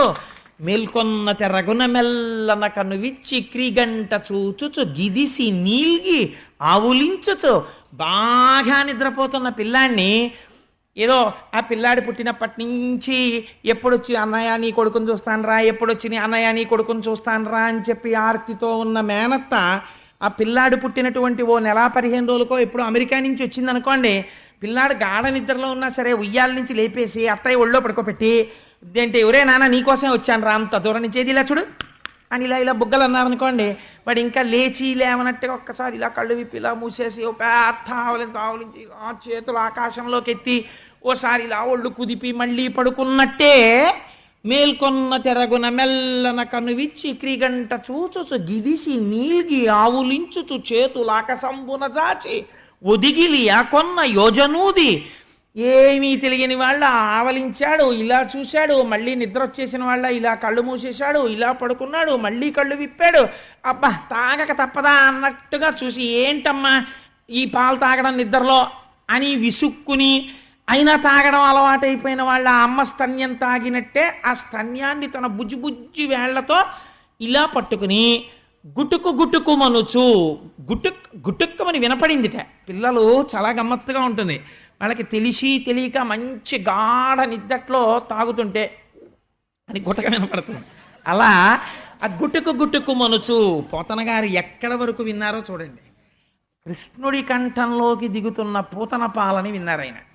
గుటుకు మనుచు ఒక 2 గుక్కలు తాగారంతే. నువిధ ప్రాణముల సైతము మేనిలో సత్వమెల్లా, గుండెలలో ప్రాణాల దగ్గర నుంచి ఆవిడ శరీరంలో ఉన్న శక్తిని అంతటినీ లాగేశారు 2 గుక్కల్లో. ఇప్పటి వరకు తాగు అనడమే తప్ప వదులు అనడం ఆవిడికి తెలియదు. ఇప్పుడు ఈవిడేమంటోంది, మేనిలో సత్వమెల్ల త్రావెనదియును గుండెలు తల్లడిల్లా ఇతర బాలుర క్రియవాడవివు కాదు, చన్ను విడువుము విడువుము చాలు ననుచు. వదలరా బాబోయ్ అంటుంది ఆవిడ. పట్టి విడువరాదు నా చేయి, పట్టుకుంటే వదులుతాడైనా. తాగేశాడు. తాగేయగానే ఆ కామరూపం పోయి ఒక్కసారి గిర్ర గిర్ర గిర్ర గిర్ర గిర్ర తిరుగుతూ ఆ నెత్తురు కక్కుతూ భయంకరమైన శరీరంతో 13 కిలోమీటర్లండి పూతనా శరీరం. అంటే సామర్లకోట రైల్వే స్టేషన్ దగ్గర కాళ్ళుంటే ఇంద్రపాలెం లాకుల దగ్గర తలబడింది. అంత పెద్ద శరీరం. దారుణ లాంగూల దంతదండంబులు నగగహ్వరము బోలు నాశికయును గండశైలాకృతి కలకు చెయుగములు అని గండశైలాకృతి కలకు చెయుగమును ఆ జాగుకట్టల పోరు చెరకోరు హస్తంబు అంకిన చెరువుతో నెనయు కడుపు చీకటి నూతుల జనయునేత్రంబులు పెనుదిబ్బపోలుడు పెద్ద శిరము గదిసి షట్క్రోశ దీర్ఘమై కదిసి చూడ. 13 కిలోమీటర్ల దూరం ఎంత ఉంటుందో అంత పెద్ద శరీరంతో వచ్చి నెత్తురు కక్కుతూ నేల మీద పడిపోయింది. పడిపోయేటప్పుడు ఒక గమ్మత్తు జరిగింది. స్తన్యపానం చేస్తున్నటువంటి కృష్ణుడు ఆవిడ గుండెల మీద ఉన్నాడు. ఆ గుండెల మీద ఉన్న కృష్ణుడిని అలాగే చేతులతో పట్టుకుని గిరగిర గిరగిర తిరిగి పడిపోయింది. పడిపోతే పోతన గారు అంటారు, దారుణలాంగుల దంతదండంబులు నగగహ్వరము బోలు నాశికయును. దంతదండంబులు అంటే ఆ కోరలు ఎలా ఉన్నాయంటే నాగేటి చాళ్ళు ఉంటాయి. ఆ నాగలికి భూమిలో పెట్టి దున్నేటప్పుడు ఇలా ఏటవాలుగా ఉంటుంది ఆ నాగేటి చాలు. అది ఎలా ఉందో అలా ఉన్నాయి ఆ కోరలు. దారుణ లాంగల దంతదండంబులు నగగహ్వరము బోలు నాశికయును. పెద్ద కొండ గుహల్లాంటి ముక్కులు, గండశైలాకృతి గలకు చెయ్యుగమును విరిషితూలెడు పల్ల వెంట్రుకలును. పెద్ద పెద్ద పర్వత శిఖరాలు ఎలా ఉంటాయో అటువంటి స్తన్యములు, ముళ్ళ పొదలు ఎలా ఉంటాయో అలాంటి వెంట్రుకలు, చీకటి నూతుల జనయునేత్రంబులు. ఆ చచ్చిపోవడంలో ప్రాణాలు శక్తి లాగేశారేమో కళ్ళు వెనక్కెళ్ళిపోవడంలో ఇలా చీకటి నూతులు అని ఉంటాయి. ఒక పెద్దాపురంలోనే చూశాను నేను వాటిని, నా అదృష్టం కొద్దీ. అది తాడు బకెట్ ఎప్పటికెడుతుందో మనకి తెలియదు. అలా తాడు వదిలేస్తే అది వెళ్ళిపోతుంది. వెళ్ళిపోయిన తర్వాత బహుశా వెళ్ళింది అని మనం ఊహించాలి. ఊహిస్తే అప్పుడు దాన్ని ఆ బకెట్ ఇలా ఇలా ఇలా ఇలా కలిపితే నీళ్ళు ఎక్కుతాయి. నేను నా పెళ్ళైన కొత్తల్లో పెద్దాపురంలో ఉండే రోజుల్లో పంపు రాకపోతే స్నానం చెయ్యాలి కదా అని నా భార్య నేనెక్కడ తోడుతానండి మీరు తోడండి అనేది. 3 బకెట్లు తోడేటప్పటికి గోడలు జారిపోయేవి. అప్పుడు ఇంకా నేను దీనికి ఏది శరణ్యమో అని ఆలోచించి, ఆల్రైట్ నువ్వేం చెయ్యొద్దు కానీ నువ్వు తోడద్దు, నువ్వు దగ్గర నించో, నేను గానుగద్దులా నా కర్మపాశాలు నేను మోసుకున్నట్టు ఈ తాడట్టుకు పోతాను. అలాగా బకెట్ దగ్గరికి వచ్చేసాక ఓయ్ అనో కేకై ఆగుతాను. ఈ నీళ్లు నువ్వు పోసేసి మళ్ళీ అను వెనక్కి వస్తాను, మళ్ళీ బకెట్ లోపలికి పోతుంది. కాబట్టి ఎందుకని దాని లోతు ఎంతో మనకి తెలియదు. పెద్దాపురం లోతులు అలా ఉండేవి ఆ నూతులు. నా జీవితంలో పడిన కష్టం పెద్దాపురంలో. కాబట్టి చీకటి నూతుల జనయునేత్రంబులు, ఆ పూతన యొక్క కళ్ళు చీకటి నూతుల్లో ఉన్నాయిట. గుడ్డెక్కడుందని కనిపెట్టాలి. చీకటి నూతుల జనయునేత్రంబులు, ఇవన్నీ నువ్వు పెద్ద పట్టించుకోకు. చీకటి నూతుల జనయునేత్రంబులు పెనుదిబ్బ పోలెడు పెద్ద పిరుదు, పెద్ద పెద్ద దిబ్బలు ఎంతంత ఉంటాయో అటువంటి పిరుదులతో కూడినదై, ఎండిపోయిన చెరువు ఎలా ఉంటుందో అటువంటి కడుపుతో కదిసి షట్క్రోశ దీర్ఘమై కదిసి చూడ భయదమగుదాని కళేబరము చూచి గోపీజనంబులు గుమికూడి బెగడుచుండిరి మనమున బెదరు కదిరి. ఈ గోపీజనం అంతా శరీరం చుట్టూ నిలబడ్డారు. అయ్య బాబోయ్ ఎంత పెద్ద రాక్షసి అంటున్నారు. కృష్ణుడు పడిపోయాడని వాళ్ళకి తెలియదు. ఈ యశోదకి తెలుసు, ఆ రోహిణికి తెలుసు. అయ్యో పిల్లాడని పర్వతం ఎక్కినట్టు ఎక్కారు ఆ శరీరం మీదకి భుజాల మించి ఎక్కి వెతుకుతున్నారు ఏడి పిల్లాడని. వాళ్ళ మనసులో ఏమిటంటే అంత పెద్ద రాక్షసితో పడిపోయాడు, ఇలా చేతులతో పట్టుకు పడిపోయింది కాబట్టి పసికూన ప్రమాదం జరిగి ఉంటుంది అని వాళ్ళు అనుకున్నారు. ఈయనేం చేశాడు, వీళ్ళు ఎక్కేటప్పటికి ఏమీ తెలియని వాళ్ళ ఉంటాడు. చక్కగా నవ్వుతూ ఇదిగో ఈ వెనకాల ఉన్నాడు కదా, అలా హాయిగా ఆవిడ గుండెల మీద పడుకుని ఏమీ తెలియని వాళ్ళ కాళ్ళు 2 ఆకాశంలోకి ఎత్తి చేతులెత్తి ఓ బోసినవ్వు నవ్వుకుంటూ ఉంగా అంటున్నాడు. వీళ్ళు చూసి పాపం అనుకున్నారు, అయ్యో ఎంత అదృష్టమో పిల్లాడు బతికున్నాడమ్మా అని. నేలంకూలిన మేటి పెన్నురముపై నిర్భీతి క్రీడించు ఓ బాలారమ్మని మూపు చేర్చుకొని సంస్పర్శించి ఆరార్చుతున్ గోలాంగూలము తిప్పి గోరజములం చల్లించి గోమూత్రముంజల్లి తద్బాలాంగంబుల గోమయంబలదిరా 12 నామంబులన్. ఇది భక్తి అంటే. వాళ్ళ పిల్లాడిని ఎత్తుకుని భుజం మీద పడుకోబెట్టుకుని ఎంత అదృష్టమమ్మా పిల్లాడు బతికాడు అనుకుని కిందకి దిగి, అయ్య బాబోయ్, కానీ ఇంత పెద్ద శరీరంతో ఈ రాక్షసి తిరుగుతూ కింద పడిపోతే పిల్లాడు భయపడ్డాడేమో, ఆయనకా భయం, భయకృద్భయనాశనః అని పేరు ఆయనకి. వీళ్ళు అనుకుంటున్నారు ఎంత పిచ్చి వాళ్ళో చూడండి. ఇది పరమభక్తి అంటే. తెలియాలా కృష్ణుడని? తెలియక్కర్లా. తెలియకపోయినా వస్తువుని ప్రేమించారు, గట్టెక్కి పేరంతే. కాబట్టి ఇప్పుడు ఈ పిల్లాడికి రక్ష పెట్టాలనుకున్నారు. అనుకుని గబగబా ఒక ఆవు దగ్గరికి తీసుకెళ్లారు. భాగవతం చెప్పుకుంటూ గోపూజ చేసి గోవుకి ప్రదక్షిణం చెయ్యకపోతే నిష్కృతి ఉంటుందండి. ఆ ఆవులతోనే కృష్ణయ్యకి అనుబంధం. రేపు మహాశివరాత్రి నాడు పొద్దున్న 3 గోవులు దూడలతో అలా నించున్నాయి అనుకోండి, మనందరం వాటికి పూజ చేస్తున్నాం అనుకోండి, మీకు ఒక పరమసత్యం చెప్పనా? కృష్ణయ్య వచ్చి ఇక్కడే ఉంటాడు. ఎక్కడ ఉన్నాడు? భాగవతం మొదల నుంచి ఇక్కడే ఉంటాడు. అక్కడ ఉన్నాడుగా గురువాయూరప్ప కింద వచ్చి ఇక్కడే ఈ ప్రాంగణంలో తిరుగుతుంటాడు. ఎందుకంటే ఆయనకి నందవ్రజం కనబడుతుంటుంది ఎదురుగుండా ఆవులు దోళ్ళలో చూడగానే. వాటికి మనం పూజ చేయగానే పొంగిపోతాడే. అందుకే మహాశివరాత్రి నాడు గోపూజతో ప్రారంభం చేస్తున్నాం కార్యక్రమాన్ని. చక్కగా మనందరం ఆ గోవులకి ప్రదక్షిణం చేద్దాం. మనందరం నందవ్రజంలో గొల్లలం అయిపోదాం, ఏమీ తెలియని వాళ్ళలాగా. కాబట్టి వాళ్ళ ఆ పిల్లాడిని ఎత్తుకుని ఆవు దగ్గరికి తీసుకెళ్ళి ఆవు తోక పిల్లాడి చుట్టూ తిప్పి ఆవు మూత్రం తీసి ఆయన మీద చల్లి, నీ శిరస్సును కేశవుడు రక్షించుగాక, కంఠమును ఏదో హృషీకేశుడు రక్షించుగాక, హృదయమును వామనుడు రక్షించుగాక, గర్భమును మాధవుడు రక్షించుగాక, ఏదో తొడలను స్వామి ముకుందుడు రక్షించుగాక. ఏ నామం పెట్టి చెప్పినా ఆయన పేరే కదండి అడుగిటైనా. కాబట్టి కేశవ, నారాయణ, గోవింద, విష్ణు, మధుసూదన, త్రివిక్రమ, వామన, హృషీకేశ, ఈ 12 నామాలు పెట్టి శరీరంలో ఉన్నటువంటి ప్రధానమైన అంగాలకి పేడ పూస్తూ రక్ష పెట్టారు. ఇవన్నీ ఎవరు? కేశవుడు బాహువులను రక్షించుగాక, గోవిందుడు శిరస్సును రక్షించుగాక అంటే అవన్నీ ఈ కృష్ణుడు కాకుండా ఇంకోళ్ళు ఉన్నారేంటి? ఆయనే. కానీ వాళ్ళ భక్తి అటువంటిది. కాబట్టి పేడతో 12 అంగములకు ఆయనకి రక్ష పెట్టారు. ఆయన మనసులో నవ్వుకుంటున్నట్ట, ఏమి భక్తిరా వీళ్ళది అని. ఇంతలో ఒక చిత్రమైనటువంటి గమ్మత్తు ఒకటి జరిగింది. ఈ నందవ్రజం నుంచి ఈ పూతన రావడానికి పూర్వము బయలుదేరి వసుదేవుడు మధుర వెళ్ళాడు. దేనికి అంటే కంసరాజుకి ఈయన సామంతుడు కాబట్టి కప్పం కట్టాలి ప్రతి ఏడాది. ఆ కప్పం కట్టడం కోసమని ధనాన్ని తీసుకుని వెళ్ళి కంసుడికి కప్పం కట్టేసి మధురలోనే ఉన్నాడు కదా అని వసుదేవుడిని చూడ్డానికి వెళ్ళాడు. వెళ్ళి ఆ వసుదేవుడి దగ్గరికి వెళితే వసుదేవుడు అన్నాడు, ఇది మిత్రత్వం అంటే ఎంత ప్రేమ ఉంటుందో చూడండి. ఆయన ఎదురొచ్చి కౌగిలించుకుని అన్నాడు, వసుదేవా, మహానుభావా, చాలా సంతోషమయ్యా, ఇన్నాళ్ళకి ఒక మంచి మాట విన్నానోయ్ నందా, నీకు కొడుకు పుట్టాడు అని విన్నాను.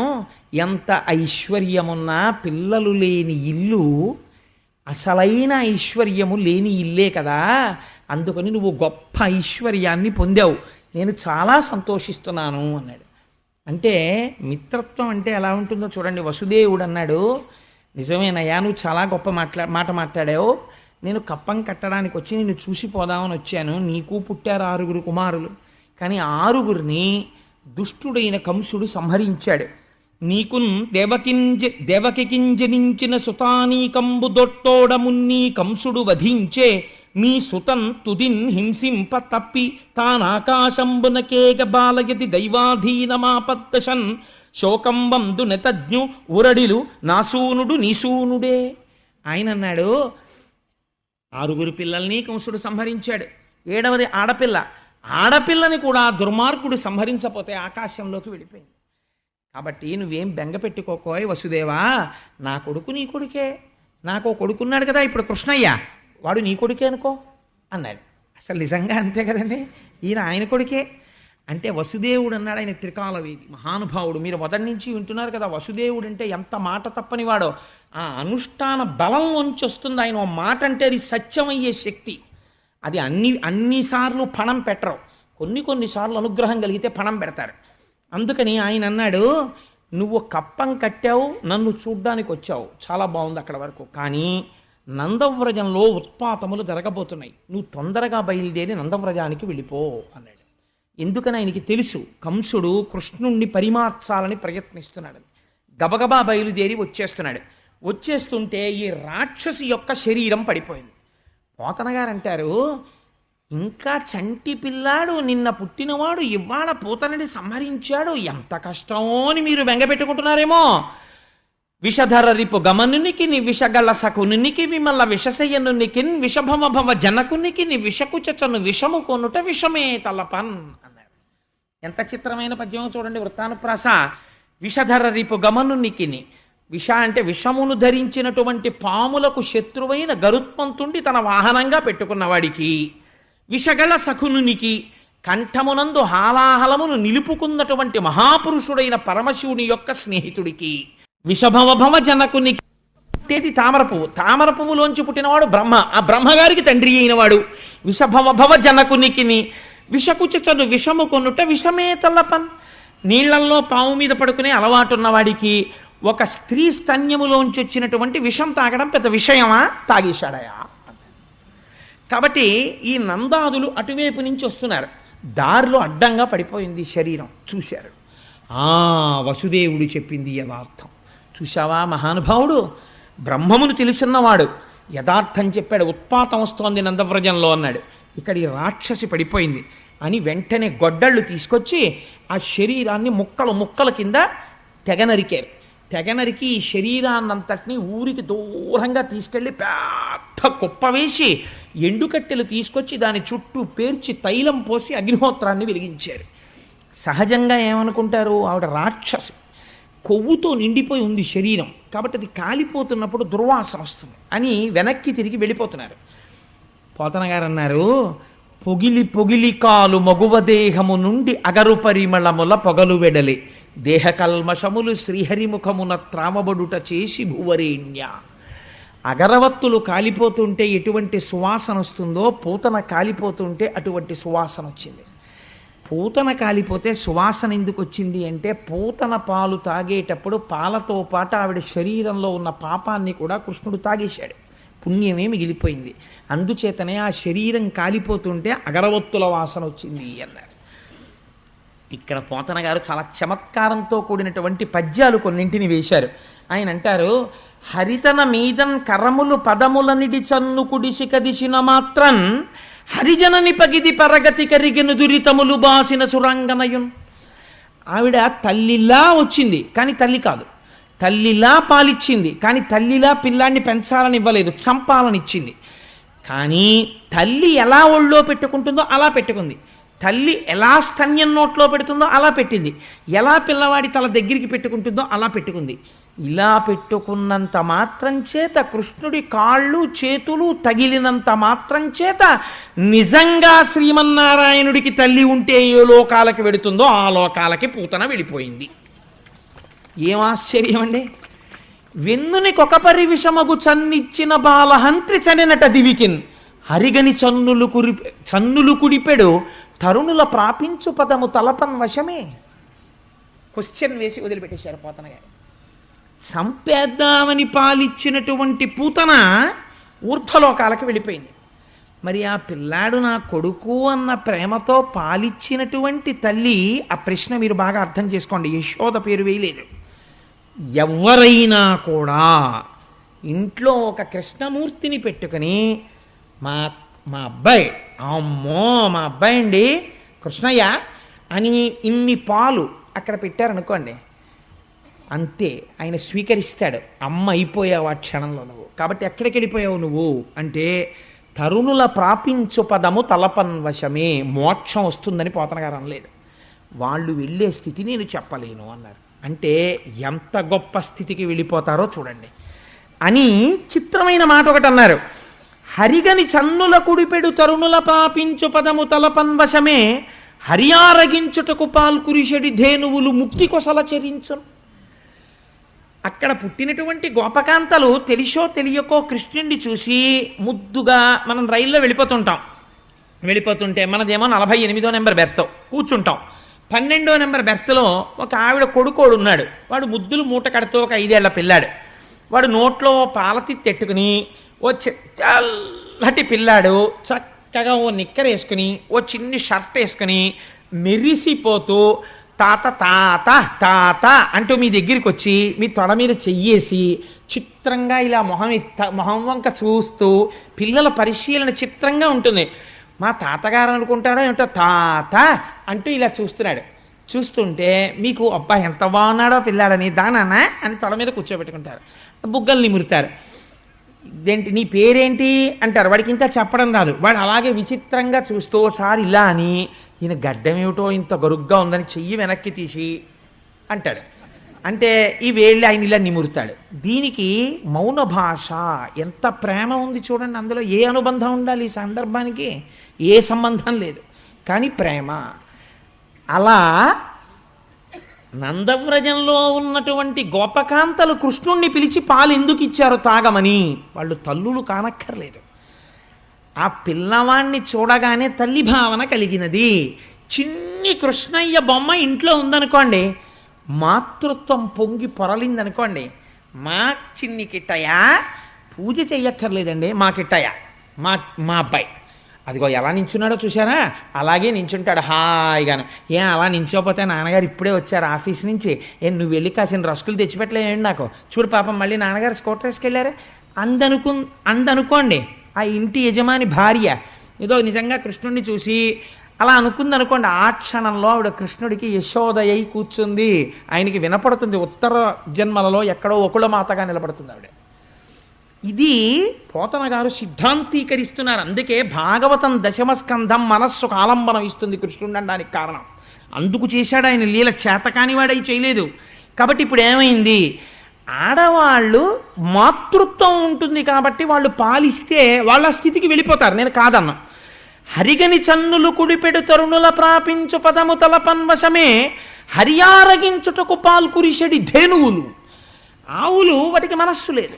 మనసు లేదంటే అవి మనుష్యులు కావు, అవి స్త్రీలు కావు. అటువంటి ఆవు కృష్ణుడు పుట్టగానే పొంగిపోయి షేరు పాలిచ్చే ఆవు 2 షేర్ల పాలిచ్చింది. ఆవుకి మోక్షమే, గోపకాంతలకి మోక్షమే, కన్నతల్లికి మోక్షమే, చంపుదామని వచ్చిన పూతనకి మోక్షమే. నేను ఒప్పుకోనన్నారు పోతన గారు. ఒప్పుకోకపోతే పోనీ మీరు చెప్పండి మోక్షం కన్నా పైనే ఉందో అంటే పోతన గారు అన్నారు, ముక్తి కొసల చెరించున్. వీళ్ళందరూ మోక్షం పొందితే మోక్షానికన్నా చివరి ఇంకేమైనా ఉందేమో నాకు తెలియదు కాబట్టి మోక్షం చివర్ల ఈ ఆవులు తిరుగుతూ ఉంటాయి. అంటే ఆ ఆవులు అన్నిటికన్నా అధికమైనటువంటి స్థితిని పొంది ఉన్నవి కృష్ణుడిని సేవించుకుని. అవే మనని అనుగ్రహించడానికి ఆ అంశ ప్రవేశించి మహాశివరాత్రి నాడు వచ్చి వేదిక మీద దర్శనం ఇవ్వబోతున్నాయి. ఖచ్చితంగా కృష్ణుడు పంపబోతున్నాడు.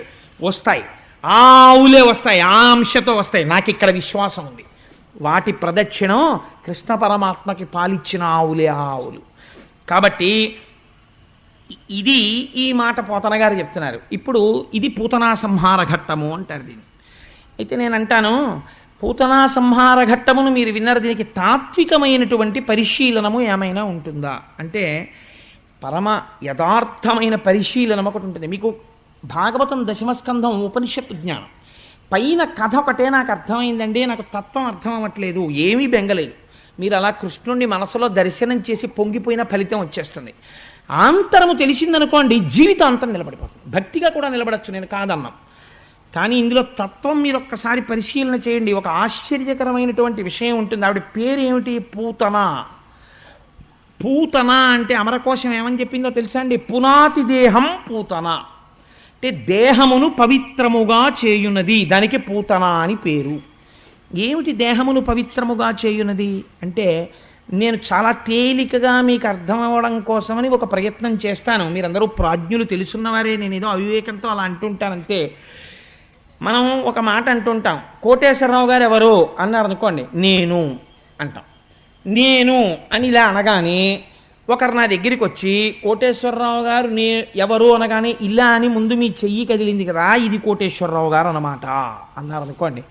కాదండి, ఇది నా చెయ్యి అంటాను. ఇప్పుడు నేనెవరు ఇలా అన్నాను కదా, అప్పుడు నా దృష్టిలో ఇదంతా నేను. కానీ ఇప్పుడు మీరు వచ్చి ఇది మీరా అని అడిగారు అనుకోండి, కాదు ఇది నా చేయి, ఇది మీరా ఇది నా కాలు, ఇది మీరా కాదు ఇది నా కడుపు, ఇది మీరా ఇది నా గుండె, ఇది మీరా కాదు ఇది నా తలకాయ. మరి నువ్వెవరు? నాకు తెలియదు. అదే పెద్ద అజ్ఞానం కదా.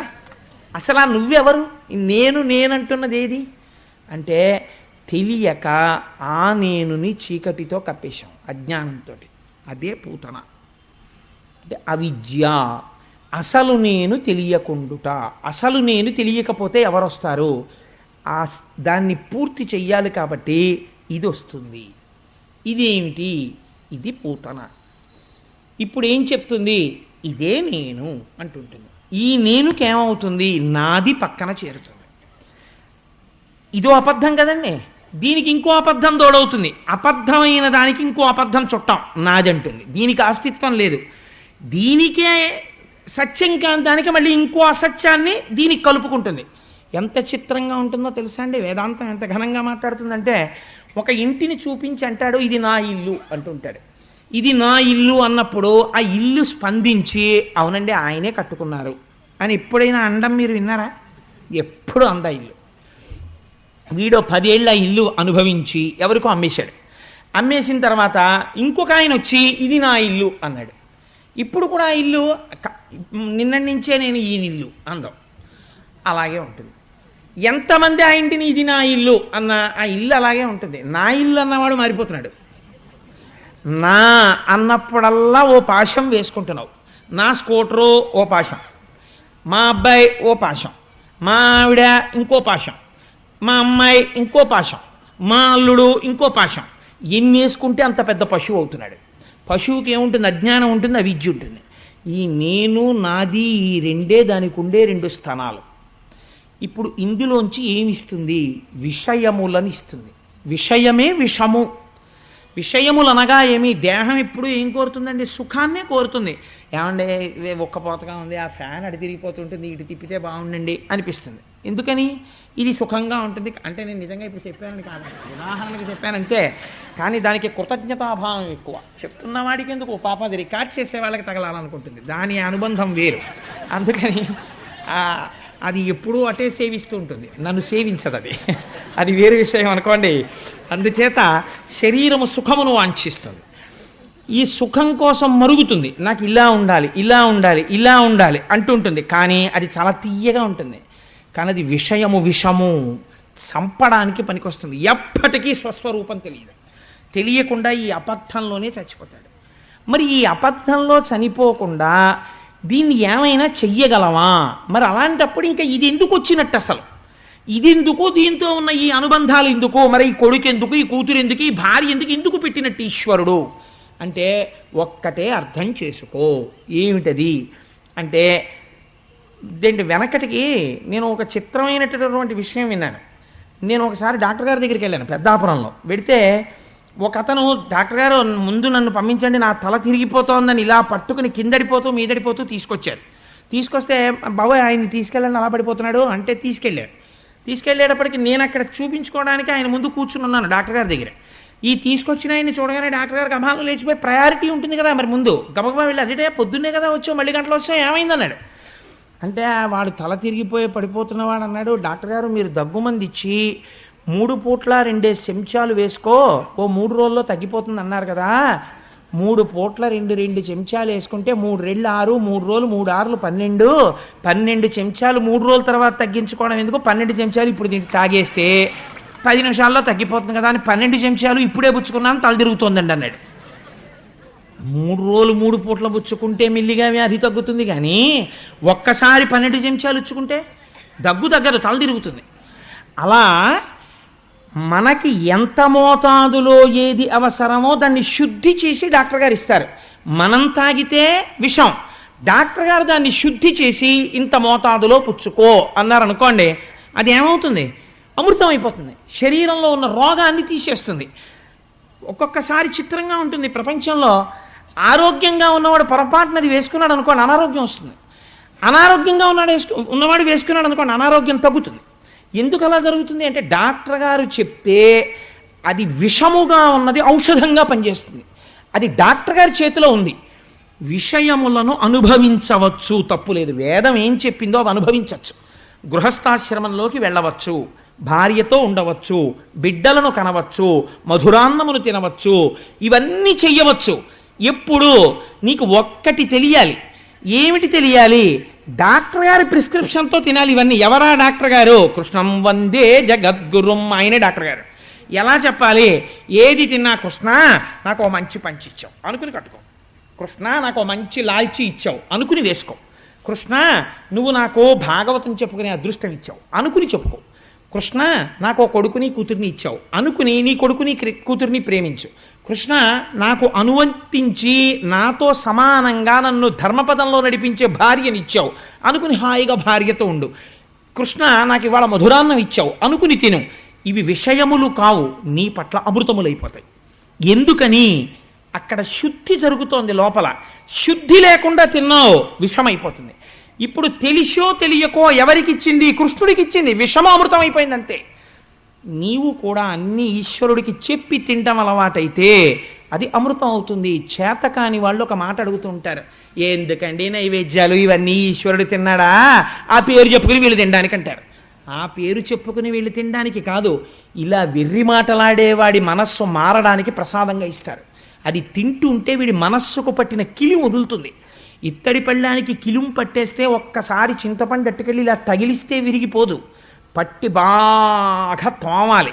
రోజు ఇంతంత ప్రసాదం వాడికి పెడుతుంటే వదిలిపెట్టేసిన మహాత్ముల యొక్క అనుగ్రహంతో నడిచిన దేవాలయంలో ప్రసాదం వాడికి పెట్టగా పెట్టగా ఆ కిలి వదిలి వాడు కూడా మెరుస్తాడు. అందుకని ప్రసాదం పుచ్చుకోవాలి, ఈశ్వరుడి చుట్టూ ప్రదక్షిణం చెయ్యాలి. ఆ కింద ఉన్న చక్రము యొక్క అనుగ్రహం అన్ని వేపుల్ని వచ్చి మీద పడుతుంది, పడితే అవిద్య తొలగుతుంది. కాబట్టి ఇప్పుడు పూతనా సంహారం ఏమి? విషయం అనుభవించవచ్చు, కానీ చంపడానికి పాలిచ్చిన అమృతమైనది. అలా మీరు ఏదనుభవించినా ఈశ్వరుడికి నివేదన చేసి తీసుకుంటే ఏది? అన్నీ తీసేసుకోవచ్చు కదండి అని చెప్పి ప్రతిదీ ఈశ్వరుడికి నైవేద్యం పెట్టేశానని తాగేస్తే కుదరదు. వేదము ఏది తీసుకోమందో అది మాత్రమే ఈశ్వరుడికి నివేదన చేసి తీసుకుంటే అది మీ పట్ల అమృతముగా మారి మిమ్మల్ని నిలబెట్టగలదు, మనస్సుని దేహముని కూడా శౌచపరచగలదు, ఈశ్వరుడి వైపుకి తిప్పగలదు. ఈ రహస్యాన్ని ఆవిష్కరించడమే పూతనా సంహారమునందు ఉన్న పెద్ద ప్రయత్నం. అందుకే పూతన ఎలా వచ్చింది? అందమైన దానిగా వచ్చింది. ప్రపంచంలో అన్నిటికన్నా అందం ఎక్కడుంది చెప్పండి? తనయందే. ప్రపంచంలో ఎవడైనా నా అంత అందవికారమైన వాడు ఎవ్వడూ లేడు అనుకున్నాడు అనుకోండి, అసలు వాడి ఉత్తర క్షణం జీవించలేడు. ఎంత అందవికారంగా ఉన్నవాడు కూడా అద్దం పెట్టుకుని ఇలా చూసుకుని ఇలా చూసుకుని ఇలా చూసుకుని ఇలా చూసుకుని అబ్బా ఎంత బాగున్నానో అనుకుని కోతికి అద్దం దొరికినట్టు ఇలా ఇలా చూసుకుని పొంగిపోతుంటాడు. ఎవడి రూపం వాడికి అంత సంతోషం. అందుకని పైకి అందంగా ఉన్నట్టుంటుంది ఈ ప్రకృతి వికారమైనటువంటి శరీరము, కానీ దీని యందే ఉండిపోతే అసత్యమైన నేను యందు మీరు ఉండిపోయారనుకోండి, అది అమృతత్వానికి ఇవ్వదు. అసత్యమైన నేను సత్యమును తెలుసుకోవడానికి ప్రసాద బుద్ధితో భక్తి వైపుకి వెళ్ళిందనుకోండి, ఈ భక్తి ఒకనాడు జ్ఞానం అవుతుంది. ఎలా జ్ఞానం అవుతుంది మీరు చెప్పలేరు, ఎప్పుడైనా అవ్వచ్చు. రమణ మహర్షికి అకస్మాత్తుగా అరుణాచలం వెళ్ళొస్తున్నాను అని ఒక ఆయన అన్నాడు, అంతే మారిపోయింది. అదేంటి ఆ మాట అలా ఎందుకు మారుస్తుంది? ఎవరైనా మా ఊళ్ళో కనపడి నన్ను కాకినాడలో అరుణాచలం వెళ్ళొచ్చాడంటే నేను అయిపోయాను, అలాగా నేను అవ్వలేదు. మరి రమణ మహర్షి ఎందుకు అయ్యారు అంటే ఎప్పుడు భక్తి జ్ఞానంగా మారింది? ఈ భక్తి ఎన్ని జన్మలలోది మీకు నాకు తెలియక్కర్లేదు, జ్ఞానంగా మారుతుంది. మారే ముందే ఆయన అరుణాచలం గుళ్ళోకి వెళ్ళి వచ్చి కూర్చుని తపస్సులో కూర్చున్నారు. ఇది భక్తి జ్ఞానముగా పరిణమించుట. ఇప్పుడు ఏమైంది? అసలు నేను ఎక్కడుందో పసిగట్టారు ఆయన. ఇక్కడ ఉన్నది అసలు నేను, దానికి మరణము లేదు అని ఆ అసలు నేను ఎందు నిలబడ్డారు. నిలబడితే ఏమైంది? మోక్షస్థితిని పొందేస్తారు. అంతటా పరివ్యాప్తమైన నేనుని పొందారు. కాబట్టి నువ్వు కూడా అలా పొందాలంటే ఏం చెయ్యాలి? నువ్వు కూడా భక్తితో పూతనా సంహార ఘట్టాన్ని విని ఈ ప్రయత్నం నువ్వు మొదలెట్టాలి. అంతేకాని తిన్నగా వెళ్ళిపోయి అసలు నేను దగ్గర నిలబడతానంటే ఒక్క నాటికి నిలబడలేవు. అది బుకిష్ నాలెడ్జ్ అవుతుందంటే అదో మోహబుద్ధి. కాబట్టి నిన్ను నువ్వు సంస్కరించుకోవాలంటే ముందు భక్తితోనే మొదలెట్టాలి. అది ఎప్పుడు జ్ఞానం అవుతుంది నీకు తెలియక్కర్లేదు. కుక్కర్లో అన్నం ఎప్పుడు ఉడికింది నీకు తెలియక్కర్లేదు. అందుకే ఒక అద్భుతమైన మాట చెప్తారు పెద్దలు. దాని గురించి ఏమంటారంటే అగ్నిహోత్రంతోటే జ్ఞానాన్ని పోలుస్తారు. There is a second, there is a fraction of time which is unknown to you. కుక్కర్లో ఉన్న అన్నంగా మీరు పోసినటువంటి బియ్యపు గింజలన్నీ కూడా మెతుకులయ్యాయి. ఎప్పుడయ్యాయి మీకు తెలియక్కర్లేదు. ఏ క్షణంలో మీరు కుక్కర్లో పోసిన బియ్యపు గింజలన్నీ మెతుకులయ్యాయో, మీరు వేసిన పప్పు బద్దలన్నీ ఉడికి పప్పు అయ్యాయో మీకు చెప్పవలసిన అవసరం ఉన్నదా? అక్కర్లేదు. అది ఏదో ఒక క్షణంలో ఉడికే, ఉత్తర క్షణం భోజ్యమైంది, మీరు తినచ్చు ఇంక దాన్ని. అంతేకాని కుక్కర్ కూసేశాక కూడా తీసి ఏమోనండి అడుగున ఉడికిందో లేదో అని గరిటెట్టి పళ్ళెల్లో వేసేసి ప్రతి మెతుకు ఉడికిందో లేదో అని ఎంత అనుమానం ఉన్నవాడు అలా వెతుక్కోడు. ఎందుకని? నమ్మకం అంతే. ఒకసారి అగ్నిహోత్రం మీద పెడితే ఆ అన్నం బియ్యము అన్నమైపోతాయి. ఎప్పుడైపోయాయి నీకు తెలియదు, తెలియక్కర్లేదు. నువ్వు భక్తిని ఒకదాన్నే ముందు పట్టుకుంటావు, అది ఎప్పుడు జ్ఞానం అవుతుంది నీకు తెలియక్కర్లేదు, తెలియదు కూడా. ఈశ్వరానుగ్రహం ఒక రోజున కలుగుతుంది, అసలు నేను నీకు తెలిసిపోతుంది. ఆ తెలిసిపోవడానికి భక్తి నుంచే వెళ్ళాలి. అదే పూతనా సంహార ఘట్టం. అందుకే మొదటి లీల పూతనా సంహారంతో మొదలవుతుంది. ఇప్పుడు ఇది దేన్ని పవిత్రం చేసింది? దేహాన్ని పవిత్రం చేసింది. ఇది అపవిత్రమైనది పవిత్రమైంది. ఇది పవిత్రం అవగానే లోపల ఉన్న వస్తువుని తెలుసుకోవడానికి ఇది ఉపకరణముగా మారిపోతుంది. మారిపోయి అసలు నేనుని పసిగట్టగలిగిన స్థితికి తీసుకెడుతుంది. ఈ ఘట్టాన్ని పరమోత్కృష్టమై పరమపావనమైనటువంటి ఘట్టంగా పెద్దలు ఆవిష్కరిస్తారు. అంతటి మహోత్కృష్టమైనటువంటి పూతనా సంహార ఘట్టాన్ని ఆవిష్కరించి పోతనామాచ్యుల వారు శకటాసుర సంహారం అనేటటువంటి ఘట్టం వైపుకి వెడతారు. అది ఎంత చిత్రంగా ఉంటుందో చూడండి ఆ ఘట్టం. అది చూడ్డానికి చాలా చిన్న ఘట్టం, చాలా చిన్న లీల. ఆయన పుట్టగానే చేసినటువంటి లీలలు ఏవి ఉన్నాయో కృష్ణలీలలన్నీ కూడా మనని జీవితంలో ఇలా చెయ్యిచ్చి పైకెక్కించేసేటటువంటి లీలలు. బాగా జ్ఞాపకం పెట్టుకోండి. జీవితంలో వేదాంతముగా ఎప్పుడూ లోపల నిలబడదు. విన్నా కూడా పక్కన ఒక ఆలంబన ఉండాలి. మీరు అన్నాన్ని అన్నంగా తినలేరు, పక్కన కూరో పచ్చడో పులుసో ఉండాలి. అలాగే మీకు ఎప్పుడూ కథగా ఉండాలి. అటువంటి కథ లేకపోతే ఈశ్వరుడు లీల చేస్తాడు. నేను ఏదో చేశాననుకోండి, ఇది కోటేశ్వర లీల అని ఎవడు పిలవడు, నా కర్మ అది జరిగింది అంటారు. అదే కృష్ణుడు చేశాడనుకోండి లీల అంటారు. ఎందుకని అంటే ఆయన కర్మతో చేసినది కాదు, లోకమునకు ఏదో పాఠం ఉన్నది. పాఠం నాకు అర్థం కాలేదు, ఏం బెంగలేదు, నీకు కథగా అర్థమైనా చాలు. మనస్సునది పట్టుకుంది. అది పట్టుకున్న వస్తువు పరమ పవిత్రమైన వస్తువు. అది ఒకనాడు నిన్ను ఉద్ధరిస్తుంది. అది ఎలా ఉద్ధరిస్తుందో నీకు చెప్పి ఉద్ధరించక్కర్లా, అది ఉద్ధరించేస్తుంది. కాబట్టి ఈ లీలల వెనకాతల అంత పవిత్రత, అంత గొప్పతనం, అంత ఔచిత్యము వీని యందున్నది. ఒకనాడు కృష్ణ పరమాత్మ బోర్లా పడ్డారు. నేను పరమాత్మ అన్న శబ్దాన్ని భక్తి చేత వాడుతున్నాను, కానీ అప్పటికి ఆయన పసిపిల్లవాడు. కేవలం పిల్లల్ని మొట్టమొదట్లో పడుకోబెడితే ఎటు పడుకున్నవాడటే ఆ కాళ్ళు చేతులు ఆకాశం వంక చూసి ఇలా ఇలా తిప్పుతూ ఆడుతూ నోరు తెరిచి ఊ అండం తప్ప ఇంకేం తెలియదు. మొదట చేసేది ఏది అంటే బోర్ల పడతారు. బోర్లా పడితే ఇంట్లో అదో పెద్ద ఉత్సవం. ఇంట్లో ఉన్న వాళ్ళు పెద్ద కేకేస్తారు, ఏమండో పిల్లాడు బోర్లా పడ్డాడంటారు.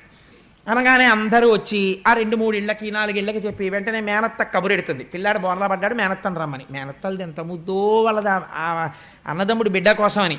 వాళ్ళు పరిగెత్తుకొస్తారు.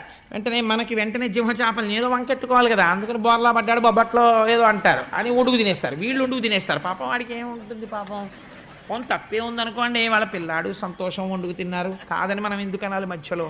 అందుకని బోర్లా పడ్డాడని బొబ్బట్లో ఏవో వండుకుంటారు. కానీ యశోద అలా చేయలేదు, బొబ్బట్లు వండుకోలేదు.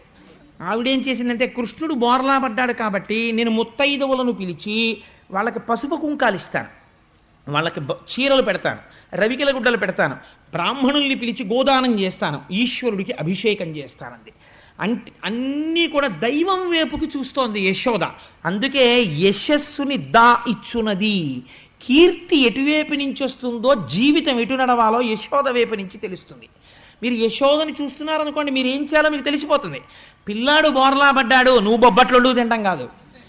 ఈ శివాలయానికి వెళ్ళి ఓ అభిషేకం చేయించు, ఓ రామాలయానికో కృష్ణాలయానికో వెళ్ళి ఇంత తులసి పూజ చేయించు. నీ మనవడు బోర్లా పడేటటువంటి అదృష్టం నీకు ఈశ్వరుడు సమకూర్చినాడు.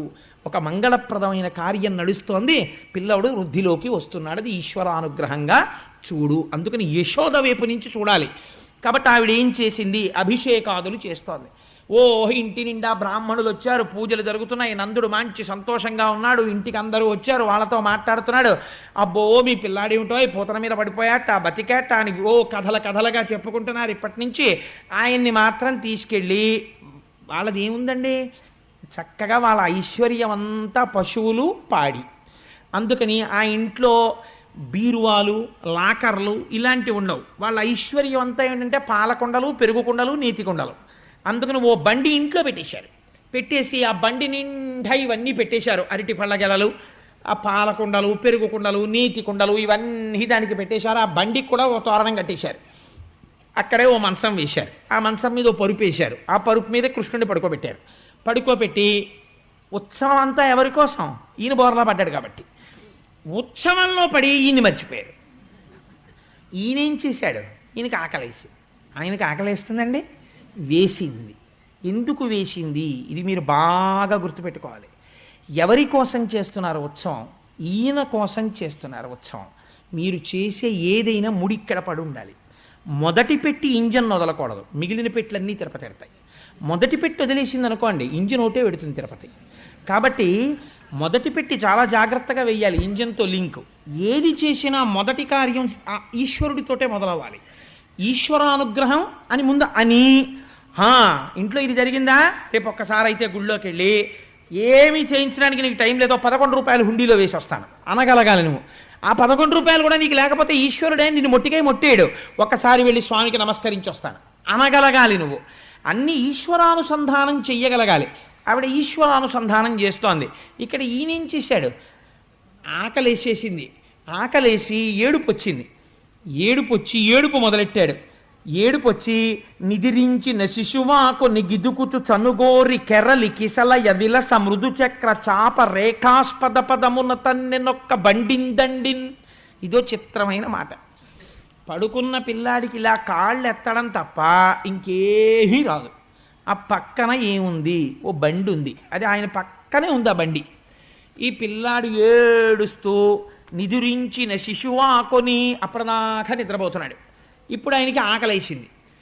చనుగోరి, అమ్మ వచ్చి స్తన్యం ఇవ్వలేదు, అందుకని కోపం వచ్చేసింది. కెరలి కిసలయ విలస మృదు చక్రచాప రేఖాస్పద పదమున, చిన్ని అరికాలు, ఇంత అరికాలు, దానికేమో చిన్ని ఇంతంత పెసరకాయల్లో ఉన్నంత పెసరగింజలంతంత వేళ్ళు, వాటికో ఇంతంత తెల్ల గోళ్ళు, అంతా కలిపి ఇలా ముట్టుకుంటే గట్టిగా మెత్తమెత్తటి పాదం, ఎర్రటి అరికాలు, అందులోనేమో శంఖము, చక్రము, అమృతపాత్ర, నాగలి మొదలైనటువంటి దివ్య చిహ్నములు. ఇప్పుడు ఈ పాదం ఎత్తి, ఇది మీరు చాలా జాగ్రత్తగా గుర్తుపెట్టుకోవాలి. పోతన గారు ఒక్క అక్షరం అనవసరంగా వేరు. మృదు చక్ర చాప రేఖాస్పద పదమున, అటువంటి కాలుతో ఏం చేశాడు? తన్నెనొక్క బండిందన్నాడు. ఇప్పుడు ఈయన బండిందంటే ఎలా తన్నాడంటే గభాలను తనడానికి ఆయన ఏం పెద్ద ఒంట్లో ఓపిక ఉన్నవాడు గాడప్పటికి. పసిపిల్లాడు ఆడుకుంటూ కాళ్ళెత్తడం పిల్లలకి అలవాటు కదా. కాళ్ళెత్తి ఏడుస్తుంటారు. ఆ కాళ్ళెత్తడంలో కాలు వెళ్ళి ఇలా బండి తేలింది. తగలగానే బండి ఏమైందిట? శకటము హరిదన్ని నది విప్రకటంబై ఎగసి ఎరుసుభరమున గండ్లున్ వికటంబుగ నేలంబడె అకటాయని గోప బృందమ ఆశ్చర్యపడెన్. ఈయన కాలు తగలగానే ఆ బండి ఆకాశంలోకి ఎగిరిపోయి దాని చక్రాలు, ఇరుసు అన్నీ ధ్వంసమైపోయి అక్కడి నుంచి కింద పడిపోయింది. ఆ బండి తుత్తునియలైపోయింది. అయిపోగానే ఆశ్చర్యపోయి అక్కడ ఉన్నటువంటి ఈ గోపకాంతలు, యశోద, నందుడు పరుగున అక్కడికి వచ్చారు. ఫంక్షన్ జరుగుతున్నప్పుడు పెద్దవాళ్ళందరూ అక్కడ ఉంటారు. పిల్లలందరూ ఆ చోట గుమిగూడి ఆడుకోవడం మొదలెడతారు. ఈ కృష్ణుడి దగ్గర ఆడుకుంటున్నారు ఈ పిల్లలందరూ. వాళ్ళని అడిగారు వచ్చి, రే ఏమైందిరా, బండి ఎందుకు ఎగిరింది అని అడిగారు. అడిగితే వాళ్ళన్నారు, నిదురించిన శిశువాకుని ఏడ్చిన కాలెత్తి తాకిన ఈ శకటం ఎగిరెను కాని ఏ మూలమున బండియగయదని తద్బాలుని కడ నాడు చుండి పలికిరి శిశువుల్. వాళ్ళకి అబద్ధాలు ఆడడం రాదు పిల్లలు వాళ్ళు. అందుకని నాన్నగారు ఇంట్లో ఉండేవి, రే కాలింగ్ బెల్ మోగుతాను నేను లేనని చెప్పేయంటే వాడికి వెళ్ళి తలుపు తీసే, నాన్నగారు లేరని చెప్పేమన్నారంటే నేసేస్తారు తలుపు. అలా వాళ్ళకి అబద్ధం చెప్పడం రాదు వాళ్ళకి. అందుకని వాళ్ళు ఏం చేశారు, అవును మేము ఇక్కడే ఉన్నాం, ఇక్కడ ఆడుకున్నాం, మేము చూసాం, ఆయనేమో లేచాడు, ఏడిచాడు ఆ పిల్లాడు, ఆ పాలు కావాలని. ఆ ఏడుస్తున్నాడు, వచ్చి చెప్దాం యశోదకు అనుకున్నాం, ఇంతలోకే పంటలు వేసుకుంటున్నాం కదా అని చూసాం, కాలు ఇలా కనిపడి కాలు తగిలి బండి ఎగిరిపోయింది అన్నారు. అంటే వీళ్ళు అన్నారు చూసి, ఏమిట్రా వీళ్ళు మాట్లాడే మాటలు, బాలుండెక్కడ బండి ఎక్కడ, అబోభాగంబుపై ఏర్పడన్ కాలంతన్నుట ఎక్కడాటపడుచుల్ కల్లాడిరి జడ్డుంబల్ కేలోకంబుననైన చెప్పబడునే ఏ చందమోగాక ఎంచాలాపించుతు వ్రేలు వ్రేతలు ప్రభూతాశ్చర్యలై అరందరన్. ఎంత వాళ్ళన్నారంటే, బాలుండెక్కడ బండి ఎక్కడ, పిల్లాడు చూస్తే ఇంతున్నాడా, బండి చూస్తే అంతుందా, బండిని కాలుతో ఇలా అన్నాడా, బండి ఎగిరిపోయిందా, ఏమిటోనండి కృష్ణలీలన్నీ అబద్ధాలు ఏడా అర్థం ఉందా ఏమిటో ఆయన చెప్పడం ఏమిటి, వీళ్ళు వినడం ఏమిటండి, అంటే పిల్లట ఇలా అన్నట్ట బండి ఎగిరిపోయిందిట అని మనం అనక్కర్లేదు, వాళ్ళే అన్నారు. బాలుండెక్కడ బండి ఎక్కడ, అభోభాగంబుపై ఏర్పడం కాలంతన్నుట ఎక్కడ, ఆకాశానికి ఎగిరిపోయేటట్టు పిల్లడు తన్నేసాడా బండిని. ఈ జడ్డుంబల్కే లోకంబుననైన చెప్పబడునే ఏ చందమోగాక ఎంచాలాపించుతు వ్రేలు వ్రేతలు. ఏమిటి జడ్డి మాటలు, పిల్లలు ఇలాగే మాట్లాడతారు, వాళ్ళకి తెలియదు, ఏదో చెప్పేశారంతే అనుకున్నారు, కానీ వాళ్ళు చెప్పింది సత్యం అని యశోదకి తెలుసున్నది ఒక్కటే. ఆవిడ ఏం చేసిందంటే గబగబా పిల్లాన్ని తీసుకుని, అయ్యో నాన్న అసలు నువ్వు బోర్లా పడ్డావని ఇంత ఉత్సవం చేశానా, ఆకలేసిందా నాన్న, నేను చచ్చిపోయాను రామ్మా అంటారంతే ఆడవాళ్ళు. ఎంత బెంగో పిల్లాడికి ఆకలేస్తే, మర్చిపోయాను నాన్న, గుక్క పెట్టి ఏడ్చావా, నీ కాలు ఎంత నిప్పెట్టేసిందో అని గబగబా, అలిసితివి కదన్నా యా కొంటివి కదన్నా మంచి అన్న ఏడ్పు మానువన్నా చన్ను కుడువుమన్నా సంతసపడుమన్నా అనుచు చన్ను కుడిపే అర్భకునకు. వాళ్ళకి ముద్దొచ్చేసింది అనుకోండి, 1కి 10 మాటలు, నా బుజ్జి కదూ, నా కన్న కదూ, నా నాన్న కదూ అంటారు. పోతన గారు అలాగే వేశారు ఆ పద్యం. అలసితివి కదన్నా యా కొంటివి కదన్నా మంచి అన్న ఏడ్పు మానుమన్నా చన్ను కుడువుమన్నా సంతసపడుమన్నా అనుచు చన్ను కుడిపే అర్భకునకు. ఎంత దర్శనం చేశాడో, ఆ ఘంటం ఎలా వెళ్ళిపోయిందో మహానుభావుడిది. ధన్యుడైపోయాడు పోతన గారు. ఆ పద్యాలు చెప్పకనే మనం ధన్యులం అయిపోతున్నాం. నాన్న అలిసిపోయావా, బండికి తగిలిందా నీ కాలు, కాలేం నెప్పట్లేదు కదా, ఏడుస్తున్నావా, నేను అక్కడ ఉండిపోయానా, నాన్న పాలు తాగు నాన్న, నా తప్పు అయిపోయిందే నాన్న, ఇంకెప్పుడు నీకు పాలు ఇవ్వకుండా ఎక్కడికి వెళ్ళనే అని ఆ పిల్లాడికి ఎందుకండి అంత ఎక్స్ప్లెనేషన్ అంటే, అది అమ్మ హృదయం, ఆ మాతృత్వానికి ఉన్న గొప్పతనం అది. అందుకే స్త్రీ జన్మకి ఏది సార్థకత, ఆ మాతృత్వమునందు ఆ దేవతాంశ ప్రవేశించినది, పరాభట్టారికా రూపమై నిలబడినది. అందుకనంత గొప్పతనం వచ్చింది స్త్రీకి అని. ఆ పాలు పడితే పరమాత్మ అంతటి వాడు యశోద పాలు తాగేశాడు. ఆ మాటలకి పాలు తాగేసి ఆవిడ ఒళ్ళో పడుకున్నాడు. ఇది చాలా చిన్న లీల. ఇంత చిన్న లీల చాలా తక్కువగా ఉంటుంది, కానీ ఈ లీల వెంటనే 2వ లీల కింద చేశాడు పరమాత్మ. ఎందుకు చేశాడు మీరు గమనించారనుకోండి, చాలా ఆశ్చర్యంగా ఉంటుంది. మనకి ఈ శరీరమును ఈశ్వరుడు ఇచ్చాడు. మీకు కపిల గీత చెప్పినప్పుడు నేను ఒక మాట చెప్పాను, నిన్నటి రోజు కూడా నేను ఒక మాట చెప్పాను. ఆకు పురుగు ఆకు మించి ఇంకొక ఆకు మీదికి వెళ్ళేటప్పుడు ఉపాధిని తన శరీరాన్ని కదిపినట్టు లోపల ఉన్న జీవుడు వేరొక శరీరములోకి ప్రవేశిస్తాడు అని. ఈ శరీరము మనం నిర్మించుకున్నది కాదు, మన తల్లిదండ్రులు నిర్మించినది కాదు. ఇది ఆశ్చర్యం. అసలు అన్నీ నావి నావి నావి అంటాడు. అసలు నావి నేను అని చూపించిన ఇందులో ఏ ఒక్కటి తనది కాదు. ఈ పైన ఉన్న చర్మము తనది కాదు, రక్తము తనది కాదు, మాంసము తనది కాదు, కొవ్వు తనది కాదు, శుక్ల తనది కాదు, మేధ తనది కాదు, ఊపిరితిత్తులు తను తెచ్చుకోలేదు, గుండె తను తెచ్చుకోలేదు, ఏది తను తెచ్చుకోలేదు. ఏది తను తేకపోయినా ఈశ్వరుడు దీన్ని నిర్మాణం చేశాడు. ఈశ్వరుడు దీన్ని ఇంత గొప్ప నిర్మాణం చేసి ఈ దేహాన్ని ఇస్తే, ఈ దేహము దేని కొరకు వచ్చినది? ఇది శకటము. శకటం అంటే బండి. మనం మంచి మోడల్ కారు కావాలని ఈ పెయింట్ ఉండాలి, ఆ పెయింట్ ఉండాలని ఒక కారు కొనుక్కుంటాం. ఆ కారు ప్రయోజనం ఏమిటండి? ఆ కారు కొనుక్కొని ఈ కారు ఇలా మా ఇంట్లో ఉంటే చాలు అని ఎవరైనా అని కారు కొనుక్కోగానే టైర్లు కోసేసి ఇది ఇలా మా ఇంట్లో ఎక్కడికి వెళ్లకుండా ఇలా ఉండాలండి అని ఎవడైనా అంటాడా? ఏ మూర్ఖుడైనా. ఆ కారు ఎక్కడికి కావాలంటే అక్కడికి తీసుకెళ్ళాలి అంటాడు. ఇది కూడా శకటము. అన్ని శరీరములు శకటములే, ప్రత్యేకించి మనుష్య శరీరము మహోత్కృష్టమైన శకటము. ఈ బండినికి మీరు తీరాన్ని చేరగలరు, కానీ ఈ బండినికి మనము తీరము చేరడం లేదు. ఎందుకు చేరట్లేదు అంటే ఒక్కటే కారణం, దీన్ని దేనికోసం ఉపయోగించాలో దానికోసం ఉపయోగిస్తే తీరం చేరుతారు. కారు మీదే ఇక్కడ బయలుదేరి రేపు పొద్దున్నే విశాఖపట్నం వెళ్ళాలండి అన్నవాడు ఏం చెయ్యాలి? కారులో విశాఖపట్నం వెళ్ళే రోడ్డు ఎక్కాలి. అంతేకాని అమ్మో ఏమంటే రోడ్ల మీద జనం అది ఉంటారు, నేను ఇక్కడి నుంచి విశాఖపట్నం ఎన్ని కిలోమీటర్లు అండి అంటే 200 కిలోమీటర్లు అండి అంటే ఎన్ని లీటర్ల పెట్రోల్ కొట్టించుకోవాలండి? ఓ 50 లీటర్లు కొట్టించుకోండి అన్నారు అనుకోండి ఉదాహరణకి.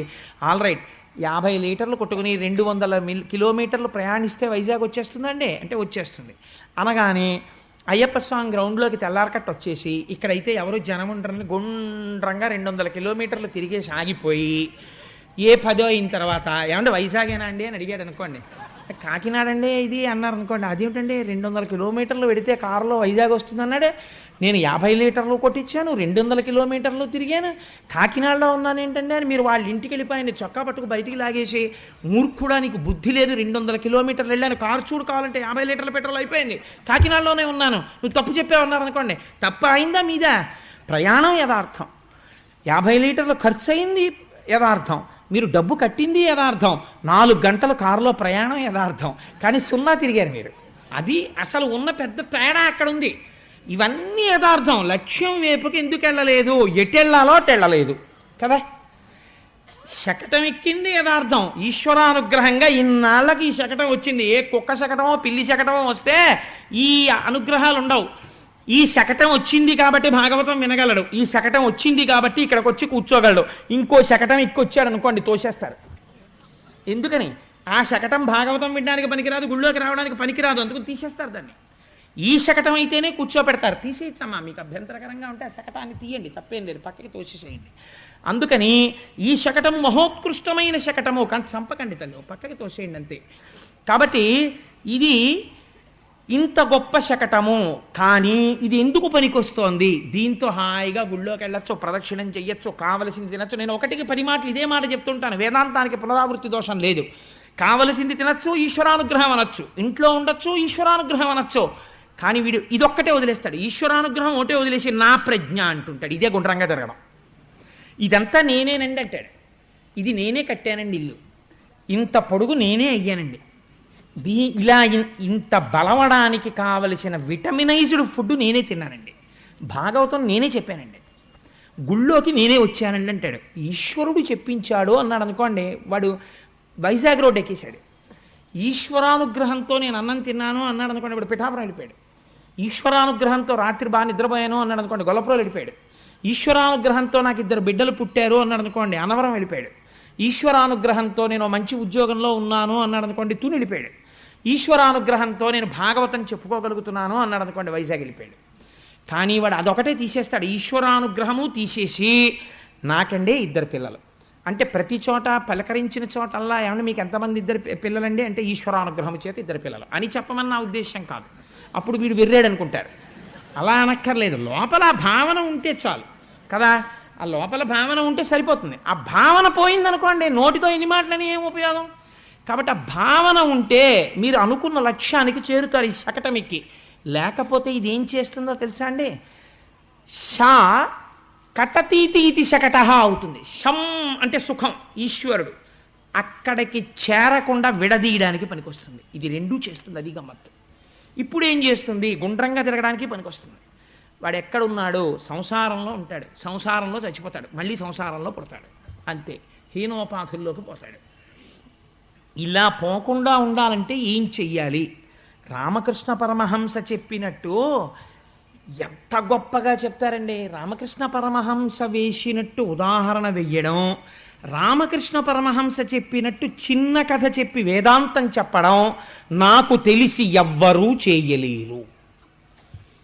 ఈ శకటాసుర వృత్తాంతాన్ని రామకృష్ణ పరమహంస మాటల్లో నేను చెప్పవలసి వచ్చిందనుకోండి. ఆయన అంటారు, నాకు మా దొరగారు కోటేశ్వరరావు గారు ఈ కవర్లో ఉత్తరం పెట్టాను, మీరు ఎల్లుండికి ఇందులో ఉన్న పదార్థాలన్నీ రెడీ చేసుకోమని చెప్పారండి సుబ్రహ్మణ్య శర్మ గారు.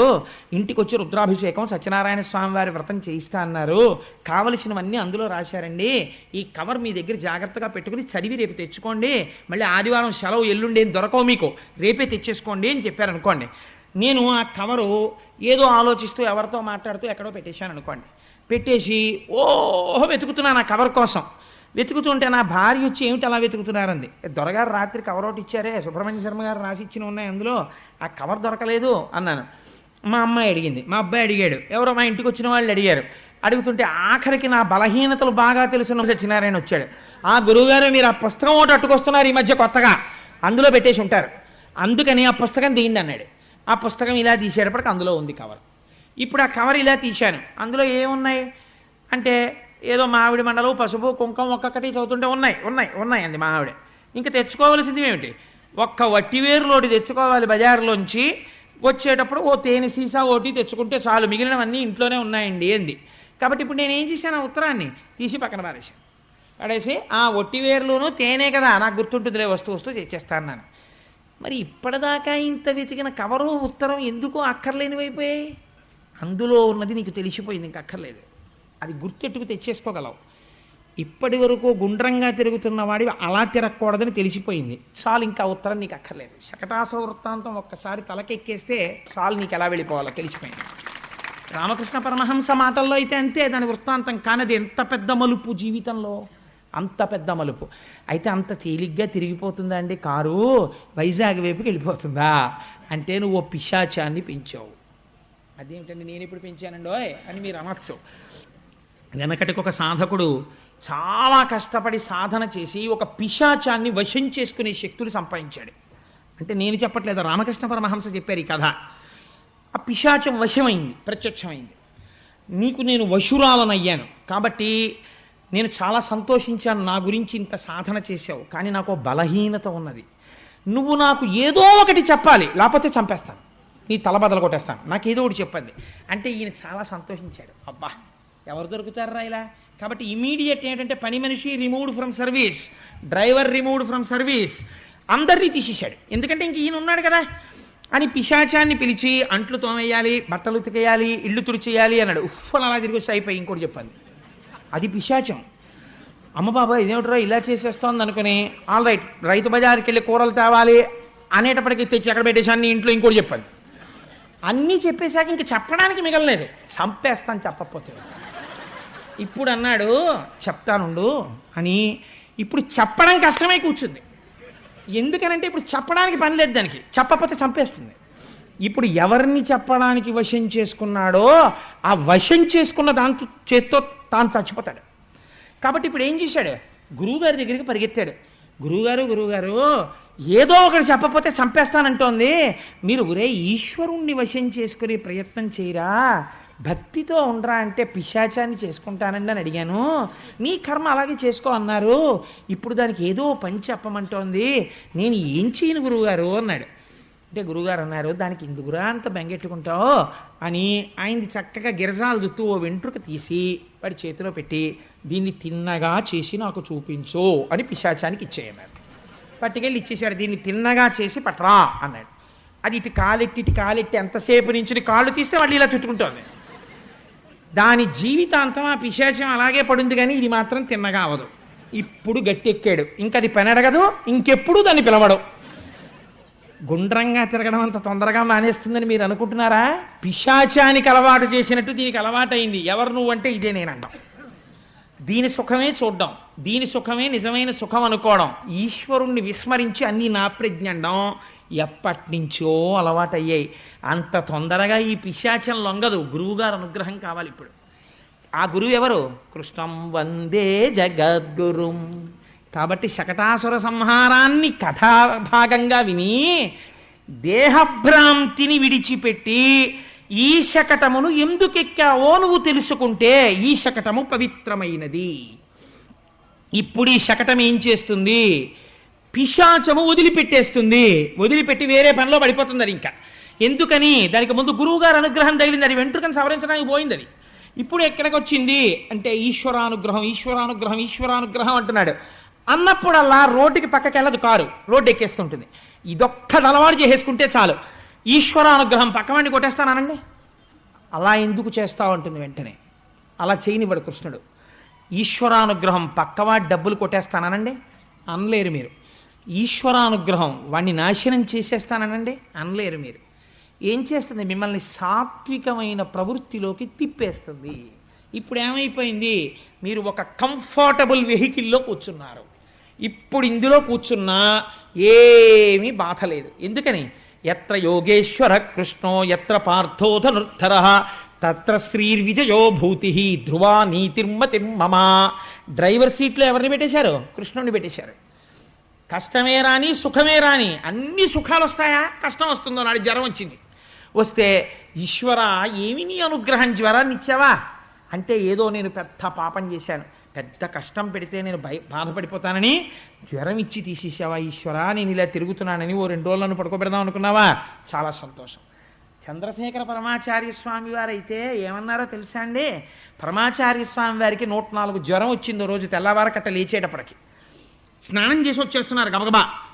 శిష్యులు చూసన్నారు, మహానుభావ 104 జ్వరం వచ్చింది, ఒళ్ళు కాలిపోతోంది, తలస్నానం చేశారేమిటండి అన్నారు. అంటే పరమాచార్య స్వామి అన్నారు, నాకు ఎన్ని జన్మలకో ఈశ్వరుడు పంచాగ్నిహోత్ర తపస్సు చేసే అదృష్టం ఇచ్చాడన్నారు. పంచాగ్నిహోత్ర తపస్సు చేసేవాడు 4 వైపులా అగ్ని పెట్టుకుని సూర్యుడి వంక చూస్తూ తపస్సు చేయాలి.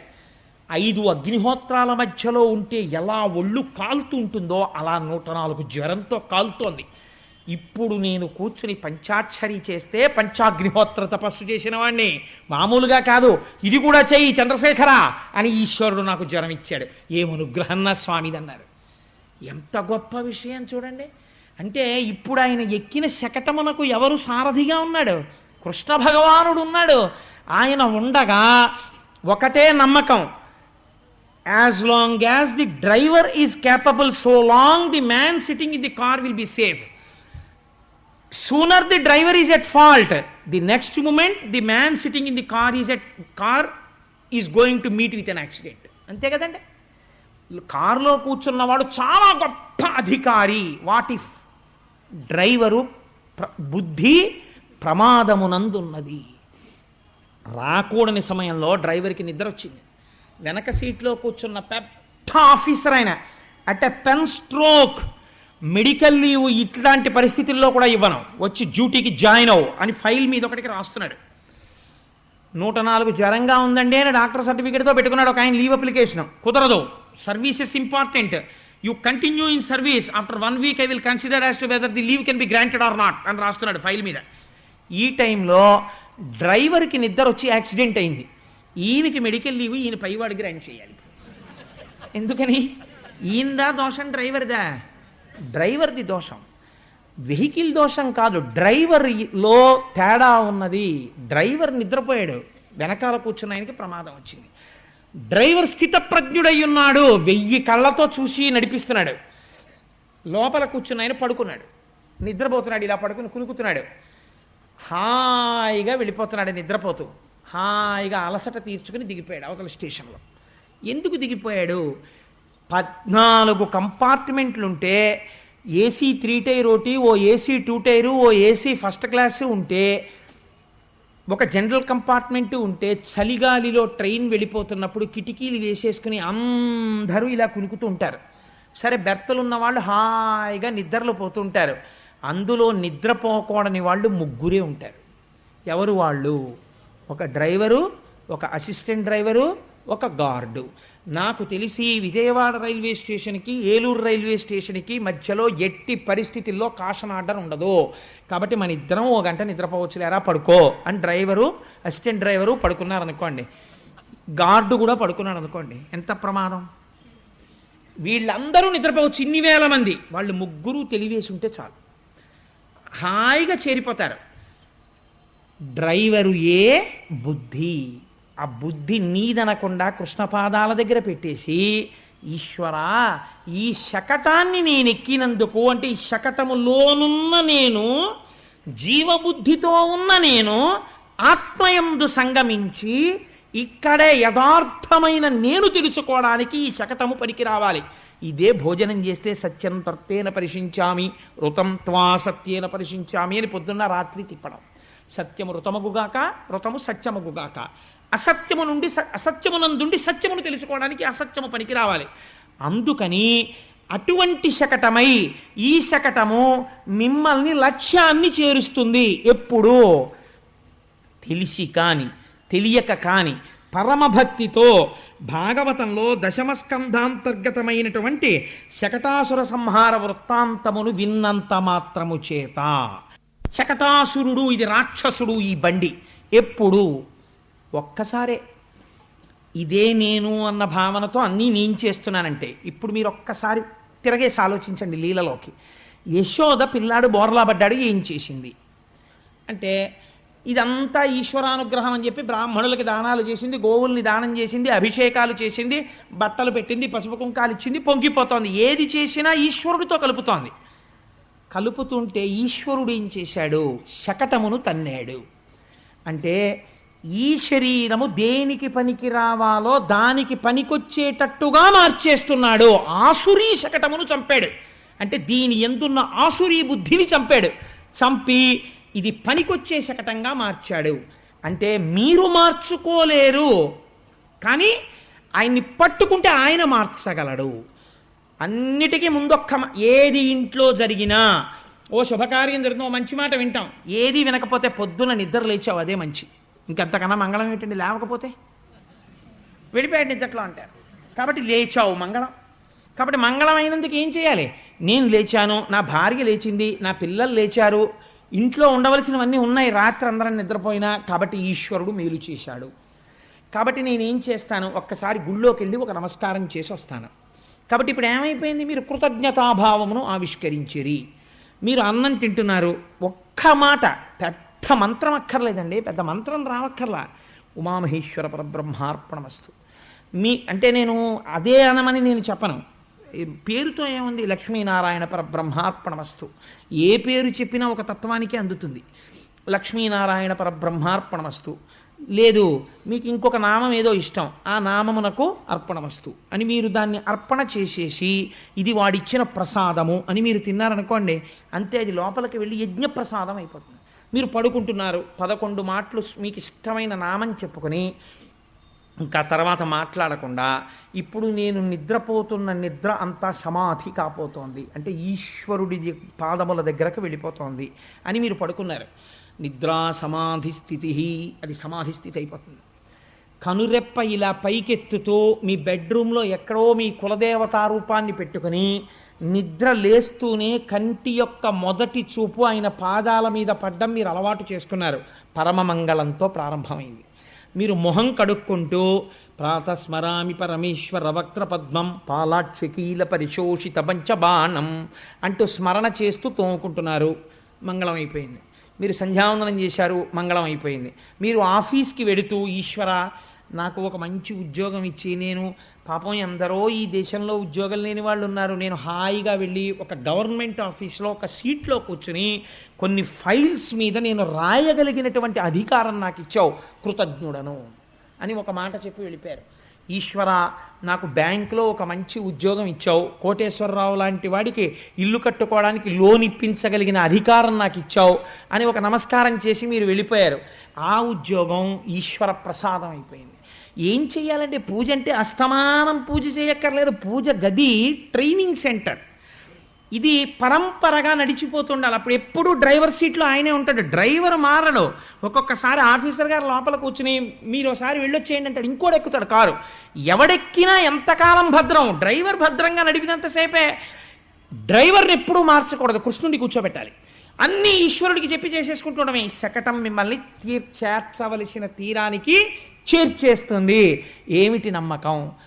కృష్ణుడి మీద నమ్మకంతో మంచి పనులు చేసుకుంటూ పోయిన యశోద కోసం బండి తన్నిన కృష్ణుడే మీకు ఆలంబనం అని స్వామి ఆ రోజున బోర్ల పడడం అంటే ఏమిటో తెలుసా అండి? నమః, మనః, మనః, మనః అంటే నాది నాది నాది. దీనికి ట్రైనింగ్ అక్కర్లా. ఏమీ లేకపోయినా మనం పిల్లలకి నేర్పేది ఏమిటో తెలుసా అండి? నాన్న ఈ కాలెవరిది? నాది. చెయ్యవరిది? నాది అని వాడికి నేర్పితే, వాడిని ఎవరైనా చుట్టాలు వచ్చినప్పుడు, మా అబ్బాయి చూడండి అప్పుడే ఎన్ని మాటలు వచ్చాయో అని మనవాడిని తీసుకెళ్ళి, నాన్న ఈ కాలెవరిదిరా? నాది. ఈ చెయ్యవరిది? నాది. నాన్నమ్మ ఎవరిది? నాది అని వాడు అంటుంటే, ఏడి ఏడి ఏడి ఏడి బుజ్జి పండేడి అంటే వీడెవరు అంటే నేను. మనం బాగా విషం మొప్పుతాం వాడికి. వాడు నేను నాది, నేను నాది, ఇంకా జీవితాంతం ఈ రెండే భ్రష్టుడైపోతాడు. ఈ నేను ఈ నాది విరవడానికి గురువుకి మళ్ళీ ఎంత టైం పడుతుందో తిప్పుతాడు ఆయన. ఇది బోర్లపడ్డం. ఆయన జగదాచార్యుడై వచ్చాడు, అర్ధరాత్రి పుట్టాడు, అజ్ఞానం బాగా ఉంటుంది కాబట్టి చీల్చడానికి. అందుకని ఆయన ఏం చేస్తాడు, మనహ మనహ అనకరా, నాది నాది అనకో. ఇలా పువ్వట్టుకుని ఓం నిధనపతయే నమః, నాది కాదను. ఓం నిధనపతాంతికాయ నమః, ఓం ఊర్ధ్వాయ నమః, ఓం ఊర్ధ్వలింగాయ నమః, ఓం హిరణ్యాయ నమః, ఓం హిరణ్యలింగాయ నమః అను. ఇదే పూజ రేపు శివరాత్రి నాడు మీరు విందురు కానీ మీ అందరితో అనిపిస్తారు ఈ నామాలు. శివాష్టోత్తరం అంతా అనిపించి ఆడ మగ కలిసి అంటారు. మీ అందరూ చేతులు వేసినటువంటి పువ్వులు అర్చన జరుగుతాయి. మగవారందరూ విభూతి కస్తూరి జలం చేస్తారు. ఆడవారందరూ చక్కగా క్యూలో లేచి వచ్చి వరుసగా అద్భుతంగా నామం జరిగిపోతుంటుంది. మీరు వచ్చి కుంకుమ అమ్మవారి పాదాల మీద వేసి వెళ్ళిపోయి మళ్ళీ వెళ్ళి కూర్చుంటుంటారు. ఎంత అందమైన కార్యక్రమం చూడండి. మనం ఉద్ధరింపబడే కార్యక్రమం జరుగుతుంది. అంత అందమైన కార్యక్రమం జరిగే రక్షగా పసుపు తాడు ఆడవాళ్ళకి ఎడుతుంది, విభూతేమో మగవాళ్ళకి ఎడుతుంది. ఆడవాళ్ళు కూడా విభూతి పెట్టుకోవచ్చు, దోషం లేదు. చక్కగా అందరికీ ప్రసాదం అందుతుంది. అందరికీ లక్ష్మీ కళ్యాణం పుస్తకాలు అందుతాయి. హాయిగా రాత్రేమో ఆ లక్ష్మీ కళ్యాణం ద్విపద ఎలా చదవాలో నేర్పుతాను ఒకసారి. కాబట్టి ఏమవుతుంది, అదృష్టం పండిపోతుందంతే. కర్మ చేత భక్తి చేత జ్ఞానము వేపకి నడుస్తాడు. పైకి చిన్న లీల, ఆంతరమునందు ఎంత పెద్ద రహస్యం దాచాడో చూడండి స్వామి. నమః నేర్పడం, బోర్లా పడ్డం. ఇది నేర్పి ఆ ఉత్సవం ఆవిడ చేసిందంటే ఆవిడ నమః అంది. నాది కాదు, ఇది ఈశ్వరానుగ్రహం అంది. శకటం తిరిగిపోయింది. ఇంత గొప్ప లీలా. రేపటి రోజున తృణావర్తోపాఖ్యానమని అద్భుతమైన ఆఖ్యానము. మనం జీవితంలో దేనివల్ల చెడిపోతున్నామో ఆ లీల చేసి కృష్ణ పరమాత్మ చూపిస్తారు ఉద్ధరించడానికి. అది రేపటి రోజున విజ్ఞాపన చేస్తాను. మనం ఇవాళ ఒక్కసారి మహానుభావుడు గురుస్థాయిలో నిలబడి చేసిన లీల కాబట్టి కృష్ణం వందే జగద్గురుం చెప్పుకుని బయలుదేరదాం ఆయన అనుగ్రహాన్ని అడుగుతూ. వసుదేవసుతం దేవం కంసచాణూరమర్దనం దేవకీ పరమానందం కృష్ణం వందే జగద్గురుం అతసీ పుష్పసంకాశం హారనూపురశోభితం రత్నకంకణకేయూరం కృష్ణం వందే జగద్గురుం మందారగంధ సంయుక్తం చారుహాసం చతుర్భుజం బర్హి పింఛావచూడాంగం కృష్ణం వందే జగద్గురుం ఉత్ఫుల్ల పద్మపత్రాక్షం నీలజీమూత సన్నిభం యాదవానాం శిరోరత్నం కృష్ణం వందే జగద్గురుం రుక్మిణీ కేళీ సంయుక్తం పీతాంబర సుశోభితం అవాప్త తులసీగంధం కృష్ణం వందే జగద్గురుం గోపికానాం కుచద్వంద్వం కుంకుమాంకిత వక్షసం శ్రీనికేతం మహేశ్వాసం కృష్ణం వందే జగద్గురుం శ్రీవత్సాకం మహోరస్కం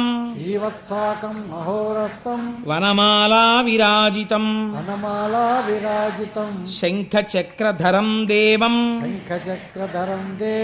కృష్ణం వందే జగద్గురుం కృష్ణాష్టకమిదం పుణ్యం